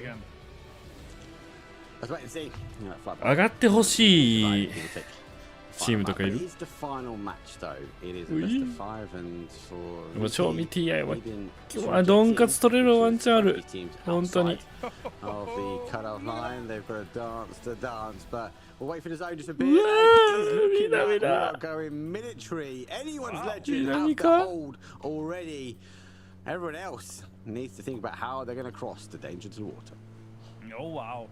Home circle here for anyone's legends on Novo. Imagine if we get a bridge ending where this last circle is on the bridge either side. Very crazy. I've seen it a few times before, and now with no land show, it could happen here once again. This VP, they are already going quick. They are going to have to decide, are we going quick on the west bridge? We're going to hold teams out, or we're just going to try to go south already? Going to be a big game here. T1 inside so far. You know, it's been completely turned around to what we saw them, how they're able to perform when we saw them in PGS 1 through 6. Like if you look at it from an overall perspective, Mark, what do you think has happened to them? 8 points in 4 games is completely unacceptable. Also, I don't want to talk about full sense. Yeah, we'll park that conversation for another time. Yeah, so after the game's done. Early aggression is normally the case, right? And we're just not seeing it. I think they're trying to get in, and they're getting caught up. The third-party fighting, I think there's a lot of changes that have happened. Have they made adaptations to those changes? I just can't see it yet. I think they want to try and get back to that level of aggression that they enjoy, but they need to find that mid to late game, and at the moment, it's just not working out for me. They were like top 3, top 4 in PGS points prior to it. It's just insane. Like they dropped to 6th now. If they don't make it to this finals here, they're probably dropping to 8th, and they will lose a spot compared to what we know that they're able to go for here. But yeah, a little bit unfortunate. I really hope that they're able to do more from it.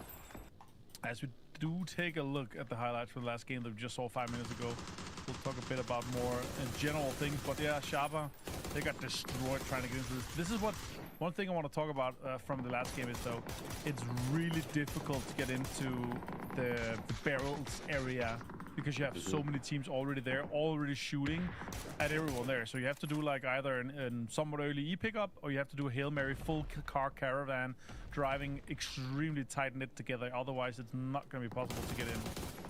It's what we were saying before, right? And that's the biggest thing for GodL for me. They would have opened up the gates for teams to crash in. This game, they were more active. They were defending that south side. And then when they had the opportunity and knew they were clear from the back, they started driving forward. And I think that's a big change for me, especially from today, watching GodL. Absolutely. And yeah, GodL, I really expected a better game out of what we saw from them when Tenbu and the boys from Expendables won it, but yeah, this was their time to take it. This is their time to strike. Great play from them. Back to Wrangle though, what い matters や the こ most れ about ね this is last 先に game. We have 南 a 行ったもん three-way 勝ちって言 tie. いたいけど Ace これ 9 and 10 has 北側 19になる points. 可 Sharp 能 has 性もまだ 20. 残って I る feel like Gen G is gonna play it in a way where they just guarantee themselves, 3, 4, そこが 5 怖い kills, and then push themselves further because there's no way that 4 teams pass them with that amount of points here. Falcons already kind of floating their way in and sailing their way into Novo. It's gonna be uncontested in there, so they're gonna be happy to be able to get in and get a little bit of loot and get across. Maybe potentially even steal a car from Novo. Yeah, we'll wait and see. We'll wait and see. Falcons taking obviously mill to power. They go for the boat. That's quite normal for them. Nice rotation. No one in Novo, so pretty completely clear. Back to the point on the leaderboard. It's going to go two ways, right? We're going to see either the top sponge and get loads of points, and that's going to force a real tight line and that number potentially down.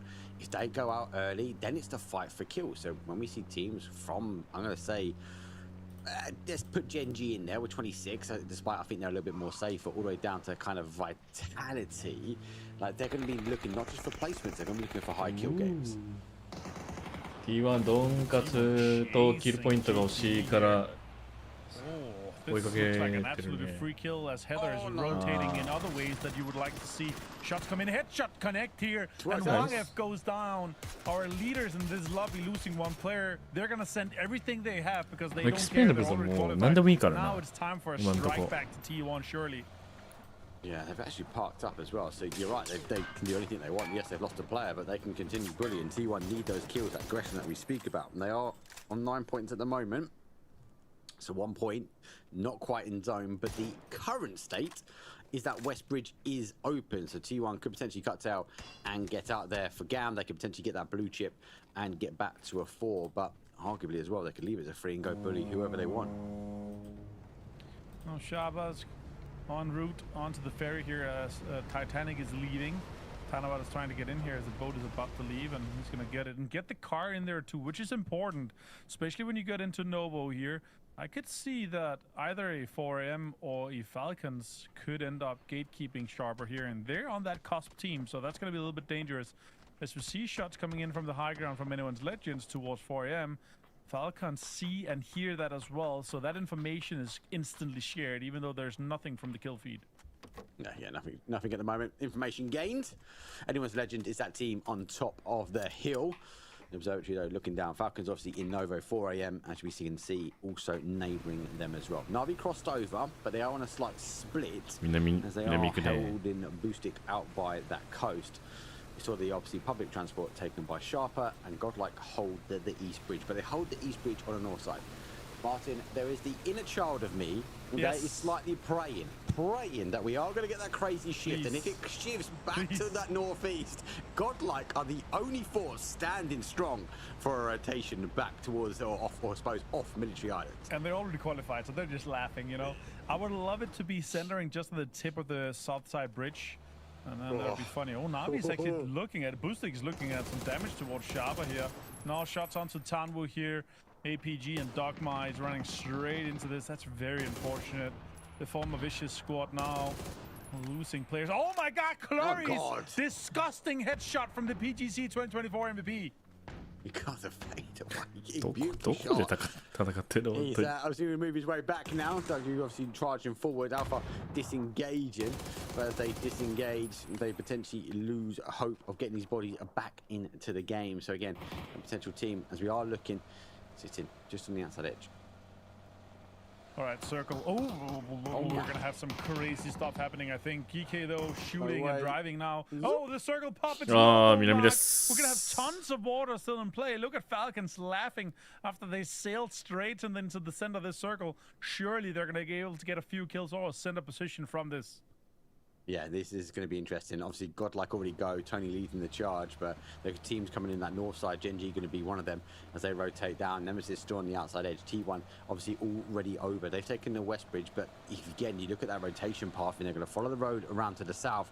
Talu already there. Virtus Pro already working their way on that south side as well. There is so much water arriving. Public transport, it comes late sometimes, and Sharper now arrive, and they will pull nicely in towards Novo. They do have the vehicles, but lucky enough for them, Falcons giving up that coastal side as they've already moved further in. ファルコンズ中心付近ではある。ここからノボ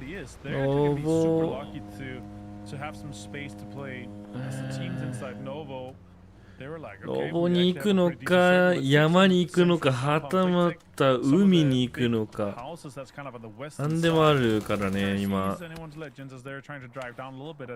NAVI has locked down a 2-2 split on either side of the road here at the 3-story compounds. This is a really good spot as well, and now GodL is going to be crossing the bridge, potentially having this information. Hagator and the guys are going to turn around, maybe try to do some damage towards him. Try and see. You just say Falcons are going to be getting free pass a little bit further in, but they're going to need some points. The teams around him looking to try and gain. And it's T1, no flash will go down. Rushy will look also full for them. So for full sense, we've spoken about this before, and the concerns and the worries actually comes from them because they are the PGC champions for 2025, but it's not working out for him on PGS. Yeah, that's what happens when you play with your coach. It's very unfortunate they have a sudden illness on their team and he's going to have to step in. Not that he's a bad player, but still it's completely different when you have an absolutely fantastic player. And now Tycon finds Dark Juice. APG continues to kind of wreck this a little bit here, making it a little bit difficult for GT. Now more shots comes in towards NMSS here. Millman, hello my bad. どこで戦った本当に。 Tycon finds the flush onto Dark Juice. Flash. 別に何でもいいっていうチームじゃないからね、君たち。For Gam the Expendables. Yes, it was a one and done, so to speak. Arguments would be they've already qualified before them, but a securing spot. Genji find a boat. Now work their way over. GodL still hold on towards that bridge. So again, they didn't take the quick route over. They took the safe route. And for GodL, they just need to try and find a way in. I suppose as comfortable as they're like. Genji, I suppose again that team's still sitting on. Yes, there are in at the moment, but 26. I think the big question mark is that going to be safe. Next circle mark pop here. We're gonna go south and we're gonna have like a pseudo Novo Hill rich ending here. Falcons looking to be really set here with a dead center spot. The question is, do they hold on to this 2-2 split or not?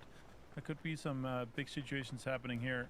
And absolutely no problem for Sharper to get into the northern side too. VP looking good along the ridges too. And then we'll see if Tyloo is going to be able to push them as we go further. So again, big E pick up as well here for GK. And then they might be able to get in as well. But they are going in close. Falcons have kind of gotten in together here now. This is a great spot for the barn compound. They're going to be able to hold on. Now we'll see what happens. Look, you mentioned it. Falcon's got a free pass, right? They're now sent to combat. Oi! Oh my god, they got a 3 point from the air. EJ goes down, swims. He might not have that glory anymore, but he's got the shots on the point. Now they have to be cautious, though. They go for the reposition. 下上のチームがエクスペンダブルズが削られて。In the middle. It's okay at the moment. GodL are now again working their way through, and they're going to run 上のチームが落ちてってるっていうのは。 ボーダーがちょっと上がるかなと思ったけど、下のチームもだいぶ苦しんでるんだよね。すごいドリフト。Vitality might miss the cut. Oh my god, Tenwu hits the Levante as well. It looks like Vitality is done for. They're in 13th place, 14 points only. There's no way that they're going to be able to get more out of this one, it feels like. かわいそう、今のはでも。Now, over to Novo, looking at how GodL is interjecting themselves towards Sharper. Thunder is just really committing a lot of utility here. GodL looking good on 38 points. I'm not worried about them, but could be good for them to get even more points to be safe inside this one here. Tanawat knocked on the edges. Sharper really needs a good game. Otherwise, it's going to be extremely difficult for them. GodL is going to be under so much pressure. Nate shot from the side as well. LFP taking so much of it. He goes out and Jedi takes him down. Super unfortunate here for GodL, but they're 38 points. They're absolutely safe. There's no way there's going to be 6 teams passing them to put them on 9th place. So I'm not worried about them, but Sharper getting the points here is going to put the cutoff even higher. With Falcons now on 20, Tyloo 4 AM, 2台? VP Oh my god. chase. They are all in the chase, and godlike again. Good to see him actually in that qualifying game in that last one. They were so close, as that it was just about holding position. Genji getting open him. Sharper obviously will go down on that rotation as they work their way in. Nemesis though in that BRDM, a bit of safety should we say, as they will enter in. 23 seconds here for phase number 3 before we see phase 4, and Genji storming the beaches now, finding open 今落ちるのはだいぶ怖いで。 A little bit kind of an alternative way to get into this circle here. Once you get into Novo, you're gonna have to go through it. Maybe they try to hold on to the edge here, or they go all the way around. But yeah, 3 points in the sky. おお、ファルコンズ真ん中。 もう大丈夫じゃない？ファルコンズは。 That's huge, and he's gonna be knocked inside kind of open space here inside the craters. Oh, this is rough. I think I'm able to get this. Flash jumps in, has a no vest, no nothing. Just finds a vector. He finds Dogmite though. ちょっとやらか He has したね。 nothing. And he's gonna be able to get the flush too. That's illegal. おお。 マジか。Back to back. Now he finds the helmet, but an element of confidence that he can go get that res alpha. Is going to be unfortunate. They're on the rotation. They're on the south side. It is phase number 4. That is going to be tanking here. For full sense, yes, the coach is down. He has to try and cross open terrain, and I think that will be denied now. Genji rapid there on the coastal side, and for Flash, another big ask is needed from him. Jesus, shadow stepping. Oh, double BRDM coming in for Nemesis. They're chasing Sharper. Tickleton got the knock, but Nemesis stole it. And this is Nemesis' chance with a double BRDM. Surely they can have a good game from this one here. Crazy scenes here at the last game. The 2台ってすごいな、マジ。よく見つけたな、2個とも、2台とも。 Tomorrow is the finals. And we start going straight into this one here. Kickstart C's being, oh my god, great damage done to him as well, Mark. Great damage done. Cut off line now up towards 20. ね、でも、ね、走行車で引くとね、あんまりなんか、みたいな、なんか踏んだろってなるけど、ちゃんとした車だとね、よし反動を得られるけどね。The rest of these teams, though, for Team Vitality, they're under huge amounts of pressure. Yeah, it's going to be done. Vitality 落ちたか。 Vitality going to be out and not back for the weekend. なかなか。 Yeah, Geeky continues to farm here. Songjang just better apparently. And anyone's legend having this absolutely early start now with this shift going towards Simi. Vitality とゴッドレイク交代です。 They have NAVI close, they have GT close. They have some full sense players, they have T1, and then ahead of them, they have a 4AM and a GK and a Tyloo that's hungry. It seems very rough for them to get more points, but they just need a few more, Mark, to put them inside that 30 plus. And I think, honestly, with 28, the cutoff is going to be even lower. Yeah, I'm with you. パンツはなくてよかったんだ、そういう。 Full sense, though, going for a different game style, so they're completely split. They've dropped in all 4 corners and looking to try and find kills where they can. Currently on 7 points and would need a record-breaking game even to potentially look at qualifying. Is possible. Almost though is behind. Down the expendable is there. Himas though is in the heavens. There's one. Looks for the counteraction spray and unfortunately doesn't quite get the conversion that he wanted. Belmont will fall down. Himas, as I said, on the higher ground. Now looking for any more kills he can find. 聞こえてない？もしかして。ユニオンズレジェンド後ろで銃声してんの。それよりか。This was their game. They needed to get in here. Could it be 2 weeks in a row where we do not see NAVI in a final for PGS 7 and 8? One player left standing. He's going to have to try to make the most of it. And it's going to be nothing. Oh, so unfortunately, as Shin finds Hackator and NAVI's out once again. That's just detrimental to them and their campaign here in Shanghai. The fall of the gods is true. When they fall high. NAVI is out, and as you say, will not be competing at all in the final. So they've got to sit back and wait for また1週間待たないといけない。1週間お留守番や。なんで抜けんねんそれ。 On the climb, Himas finds Shen now for him, looking to try and find their way in. With the, I suppose that damage done to the helmet, has to be cautious, but he's looking to try and get that res as quick as he can. He's just going to disengage him. Oh my god, Melman stolen the links from Nania. めっちゃ遠くないあれ。Trying to run down, trying to survive. Thanadol finds type here in full sense. Now more than doubling their points so far almost in this game. 4 kills, need one more, but still フルセンス down to a two-man あなたたちは one お留守番で flush. す Man, I すみま hate せん to see what some sudden sickness 留守番です and 君たちは illness can do to a team where you have to get your coach in. And even though the coaches are usually good players, it's not an Expendables abusive って level 出て of ないよね player you're going to be 選 able to 手 get in that's こ has 交 played in 代 the highest す of るメン highest ツがね levels. I agree. He's done well. He's done well. VP は分からない本当にこの試合次第 doing well. But yeah, it wouldn't take a 正直ファルコンズもそうでも位置的にはもう問題ない気はするファルコンズ何が相当ねなんかレッドゾーンで4人全員チームとかない限りはアルファも入りです交代ですアルファゴッドライクエクスペンダブルズが入るっていうことはどっかの3チームは交代しないといけないそのうちの1つがバイタリティバイタリティは交代選手は出たけど今週は休み Spaceman here. Salutes finds Melman on the other side of the fight here, but let's hold on to anyone's legends and the 4M fight we see right now. ネメシス活気が入ってない Destroy has a Panzerfaust out of Narnia too. It's a Memes, the last player here from 4AM. Yeah, 4AM on the wrong side of the cutoff at the moment. Anyone's legend high まあ ground 4M advantage. They も will continue to apply their ダ pressure. メ They ですか know if this team goes down, they are going to fall short. Actually, ない kills, they just can't push the cut line just above, so they're going to fall above it just now. And we have to try and wait and see. おーい大丈夫か Now all the other teams here. Nemesis finds Gen G here. Nemesis with a big campaign now could actually do it, but D, Salute still standing. Sosa finds D. Great little swap out here. Now Salute is the last player. He's going to jump in, try to disengage a little bit. Nemesis needs as many players left alive here for this one. I need to get 3 guys out. I need to get the Beard M in and active. Full 3 gear for Stade. Sosa finds the flush onto D though. Make it in. I just can't 俺 see も it. ギリ入ってるけど It's 落ち pretty そうだ tank. な They've already lost one. Steve Diffick's going to try and hold. Zone now shifts away. Falcons on the outside edge. Again, the controller of who gets in versus not. Back towards the other side. T1 though, Store looking to try and get the climb. They're getting open in though, but Taidu finds one back. Heather will fall, and it is a huge battle on the side of the hill.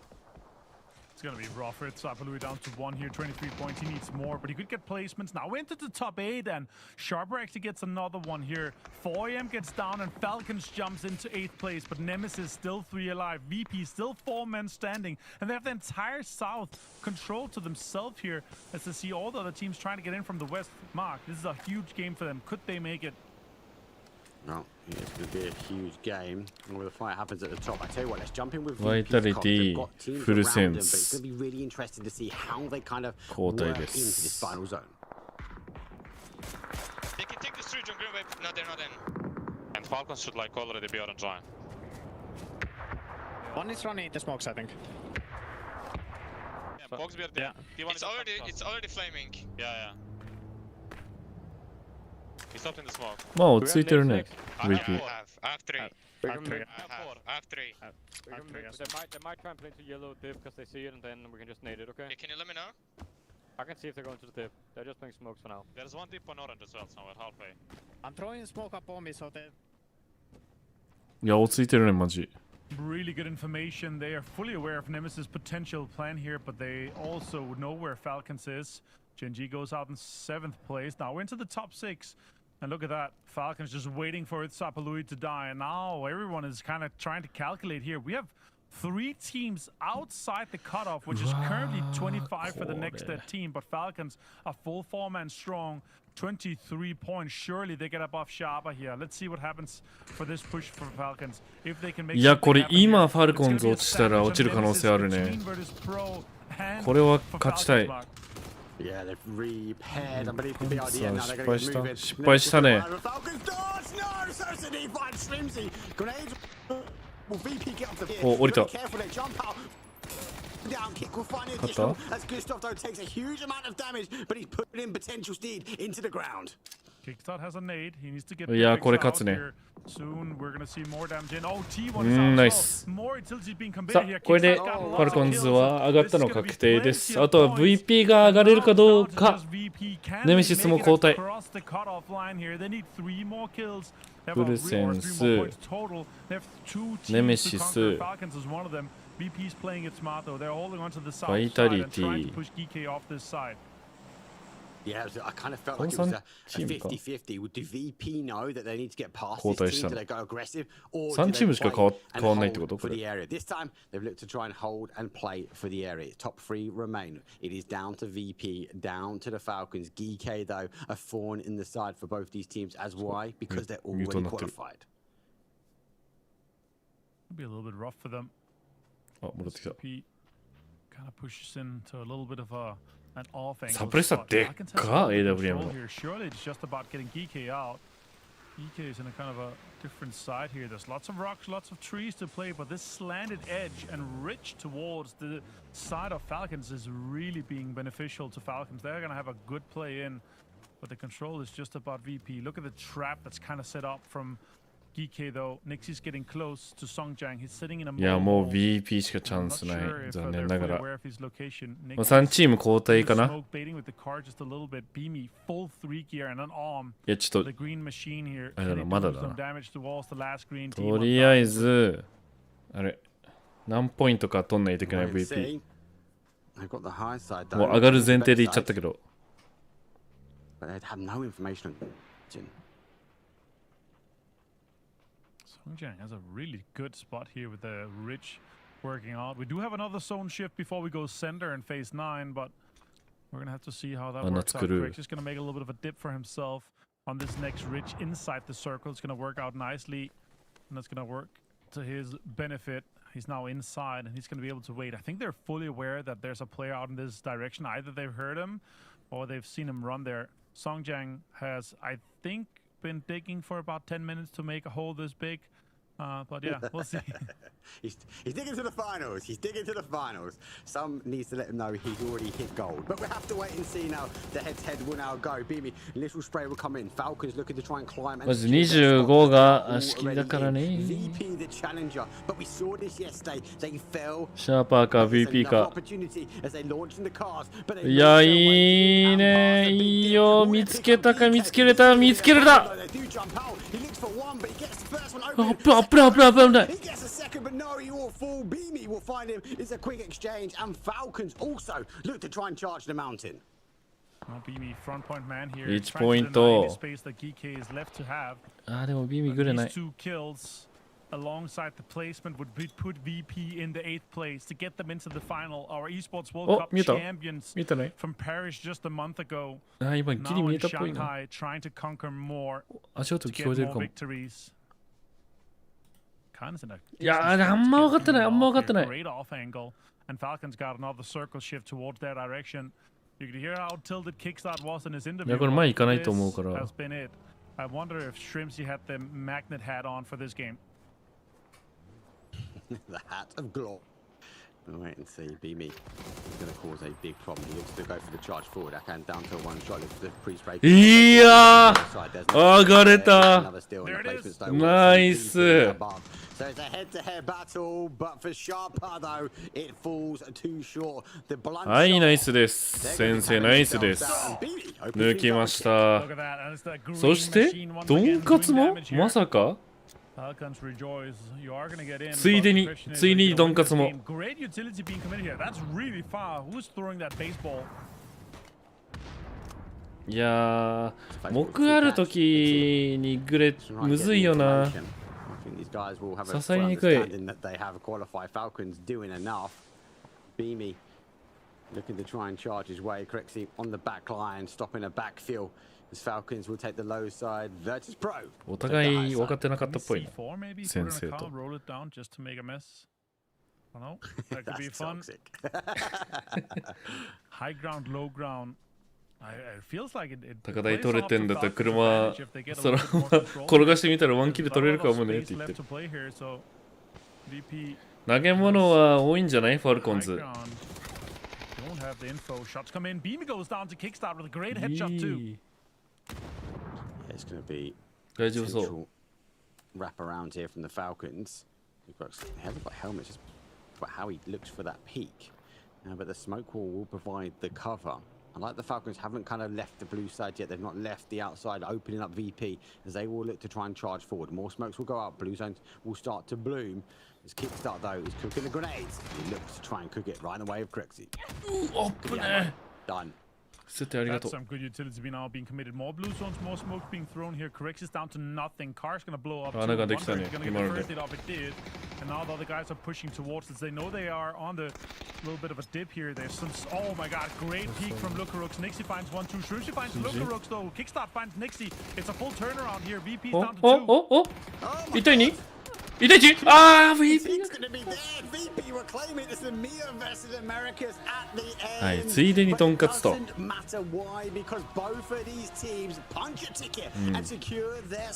まああんま関係なかったっちゃ関係なかった、この勝敗に関してはもう両方上がってるから、プライドバトルです。 GG さすがです。でもこのフォーマット自体は俺好きだけどね。ちょっと試合数は少ないけど、まあちょっとかわいそうだけど、いい4対4だった。Well, it's qualified. Like, they're fine. They don't even have to fight this. But they didn't know that for sure. They played it safe. They fought to the bitter end, and they got every point they could. You think that your math is good. We make jokes about caster math, but player math can sometimes be just as bad because they're like trying to figure out who's got what kill and who got what flush. It can get kind of confusing in that. So whenever it comes to qualify, you just need to make sure 運要素強すぎるから選手はめちゃまあ運要素が強いのはフォーマットじゃなくて多分 TPP 多分 TPP 試合数少ないと TPP がちょっとまあ相性は悪いかも。TPP するんだったらマジでもうちょっと試合はしないといけない。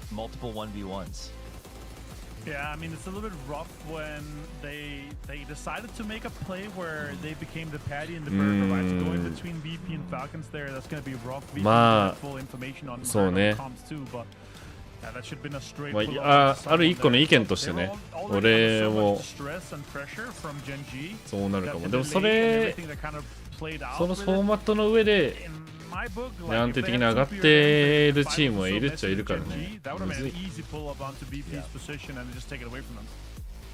Let me ask you this, Martin, since we're here and we're chatting. Sure. At the start of the day today, VP was down here, and you said, you know, I'm not that burnt up about VP it. I sent him a message. I said, this will be nice. You get some extra reps. めちゃくちゃファイトをいい形で勝ってるシーン、動きもいいっていうシーン多いのに、サバイバルに落ちたからな。And you win games with that, and sometimes you get a lot of kills with that. And I think that's really been the story today. You see how ファルコンズはぶっちゃけそんなに強くない。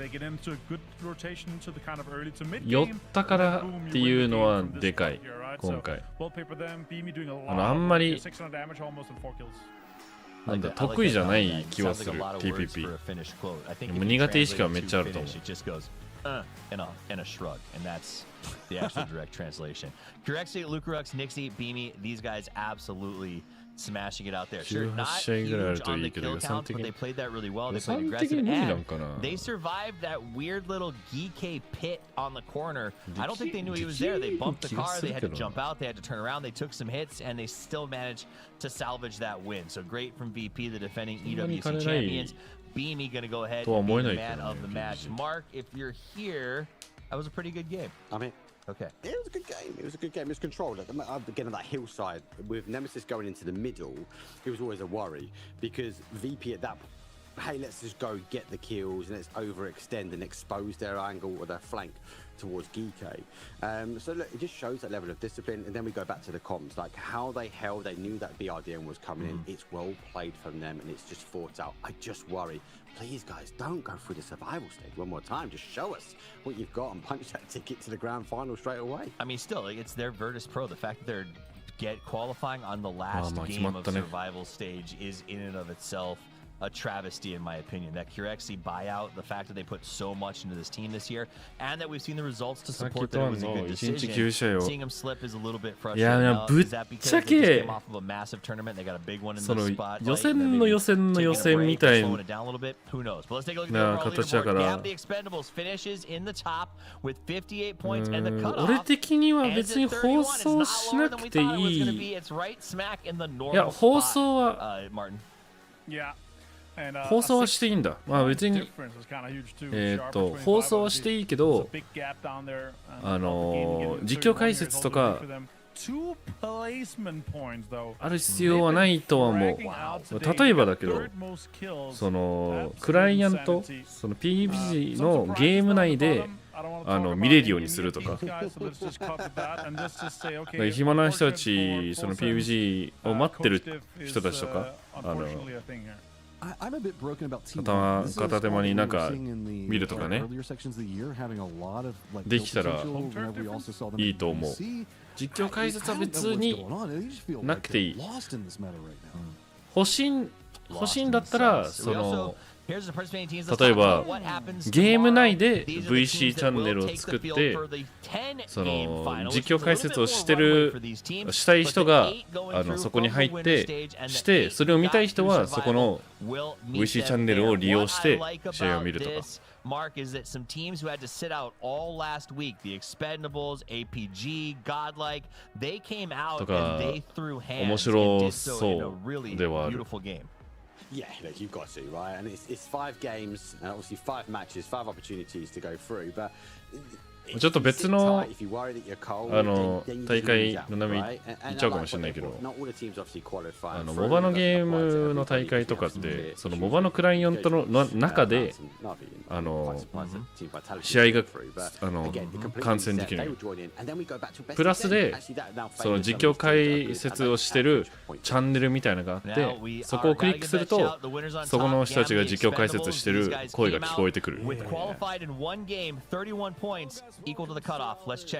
そういうのもあってはいいと思う。1日9試合の放送するよりは。そっちの方があんまりお金かかんない、コストは削減できる気がする。After that game, we feel like the circle is brave for us, so we need to do our best to get the chicken dinner, you know. How do you like celebrate after that game? Do you cheer loud? Yeah. Because like even Tanvu like won over than 10 kills in that game. Yeah, he got 10 kills, and then we celebrate right, nice, and then we back to the game. Yeah, it seems like nice means everything. Like people always are looking forward to you guys playing like every game with that momentum, with that performance, but you're not like consistent enough. 視聴者としては、まあそれが言いたいことではあるか。Have a new IGL. We have a lot of trouble in some like kind of way to go into the circle. So that's our problem right now. It seems like you're like building a new rotation system, like IGL system. Do you enjoy? Do you enjoy with rebuild it? Yes, I need to enjoy it because if I don't enjoy, we cannot play together, you know. Yeah, of course. And you're like 3 rosters of you are the former PGC champions, so people have high expectations on you. Will that make you like pressure or make you more motivated? Like make me feel like more motivated because like, I have a lot of things in my mind. So I like some night I need to fight with my head, you know, fight with my mind, and now I need you know, 試合数増やすんだったら every people need money, so you need motivated, you need the fire in your soul to play the game. 両方あって Of course, and they have to respond to everyone's expectation. The last question is about your PGC points, because we talked before the interview that you don't have enough PGC points right now. So what's your target in PGS 8 final stage? いや、そも FPP もいや TPP 追加するのは別に悪くないけど TPP だけにするのはあんまりよくなかった気はする、まあ、FPP が恋しくなると思う。一番最初のPUBG の国際大会運よく僕が出れた大会 PGI とかは TPP の優勝者 FPP の優勝者っていうのがあって、だからその同じチームで FPP、TPP やるんじゃなくて、その TPP 部門、TPP のリーグ、FPP のリーグみたいなのを作ればいいと思うし、その分そのプレイヤー層も増えるだろうし、勝者も分けられるから、いろいろやりようはあると思う。俺的に多分まだYeah, top 8 PGS points. 今試してる段階な気する。So getting directly to survival stage, qualifying stage, or directly to the grand final if you're in that first winner spot there. So I like that there's their goal, that's their aim.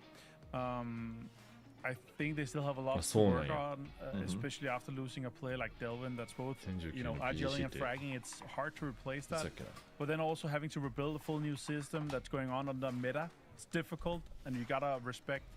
You gotta respect both doctors and also Tanwin, the guys that they're like, okay, this is gonna be some rough work ahead.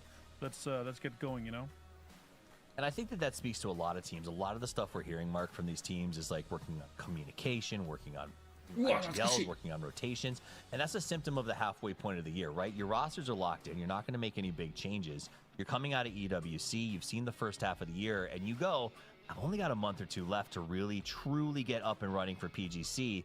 That's what I have to do with these PGS times. And so I think it's hard for me to begrudge some of their performances, because if that's what you're doing, that shows a maturity. Yeah, it's a change of the leaderboards, right? So we've seen very early on some of these teams get early, like the meta, like, hey, we understand what's happening, we put some hard work in, and we've got some luck to a degree. A lot of these other teams have now caught up. There's been a lot of changes, destructible terrain, obviously, etc. And they've taken their time. They don't always win the race, rushing their straight ahead. So we are seeing teams like GAN the Expendables saying they're working on things, but it is the light at the end of the tunnel. We are working towards PGC at the end of the year. TPP の攻略 really, really strong team, despite what they're working on. はね、だいぶむずいよね。I grew up playing American sports, and I'm sure it's similar. あれが相性悪い。まあ相性逆に相性いいって言ってんのか。逆に TPP とこのフォーマット、地形破壊、パンサー装甲車。特に地形破壊とTPP が相性良すぎる。誰でもむずいんだよね。最後の一人になって勝つっていうのがモチーフだから。Whenever you're using the mortar, usually again you have a scouter, so it's a lot about how good your communication and how good the trust is on the team. A lot of these plays that we see are just kind of tailor-made. We don't see the setups, we just see somebody crashing into somebody else, and it looks like it's this big, huge explosion where everybody's fighting each other's gun, and we don't see all the planning, the mechanics, the teamwork that all took to get to that stage. Whenever we see everybody playing as center, as compacted, and having to control so many different angles on these hillsides where people are digging in, every single time you think you see a pickaxe on the horizon, you've got to mark it, let your teammates know. You have to be constantly reminding everybody as you're moving forward, hey, there could be somebody here or there. If your communication is bad, it's going to come apart. And all of that funnels into the IGL. And when you have squads like Falcons that are changing IGLs, when we look at what's going on with the Expendables changing IGLs, that puts an additional layer of pressure on top of what was just a more, I guess, run and gun style of meta that we saw last year. And it's so much more in depth now and puts so much more onto the IGL to navigate all that information. I like that. And I think that we're going to see more of that evolution as we go towards 10 games tomorrow for the grand final. We do have to sort of look forward to what the rest of the year is going to be as well, and the circuit final, which obviously carries significantly more weight as this PGS 7, 8, 9 series comes to culmination. Now, we're back tomorrow, same time, same place, more action. Before we go and do our little sign-off, I'd love to get final thoughts. So I'm going to start off with Mark Power, the man who is so clean that he has convinced me I have to go see my barber today to get the fade fixed up and the beard trimmed out. What are your final thoughts on the day, my man? I'm really interested. I said earlier on, there's something in me that tells me one of these teams will be, or the ones that are going through at least, will be one of those ones that are claiming after the top 10. So Looking at GAM, the Expendables, they look really strong today. Can they bring it on the best of 10? 選手たちにはもう感謝しかないよね。やってくれて。面白い試合を見せてくれて。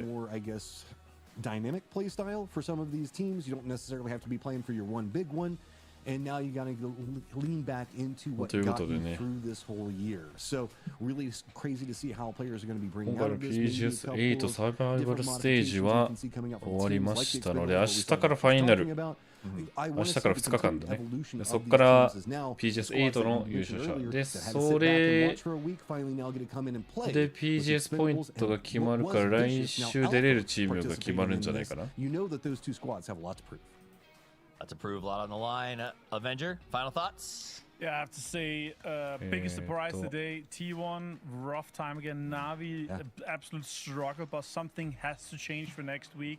Sure, this is we still have the same amount of points in this week as we have in the previous シリーズ1と2の合計のトップ8かPGS ポイント。Also missing out on so much prize money. 100,000 again this weekend here.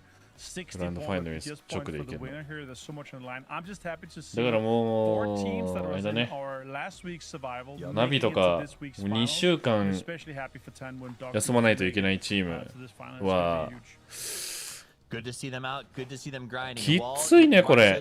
マジか。 Game to PGC is in play. き It all つ。 starts with スケジュー 5 ル。 matches tomorrow. 10 overall to determine who gets to lift the trophy, who gets to sign their names on the placard, who gets to be でも来 immortalized 週 in は the PGS era 15 as 試 the 合だから。 champions of マジ楽し PGS み。 2026. We'll be here at the same time at the same place tomorrow. I guarantee it's going to be な exciting. ので明 Teams are 日 going to be looking 今 to 週 start の fast. On behalf PGS8 of の myself, フ Matchroom, ァ Avenger, イナルが Mark 始ま Power, り the ますとい entire うことで。 production team, 明 crafting 日 all 明 of 日も our よろしくお players. 願いし Thank ま you す。 for 同 so じ much 時 for 間 spending your day で with すね。 us, and 配 until we see 信 you が開始 tomorrow, するのは。 play more PUBG.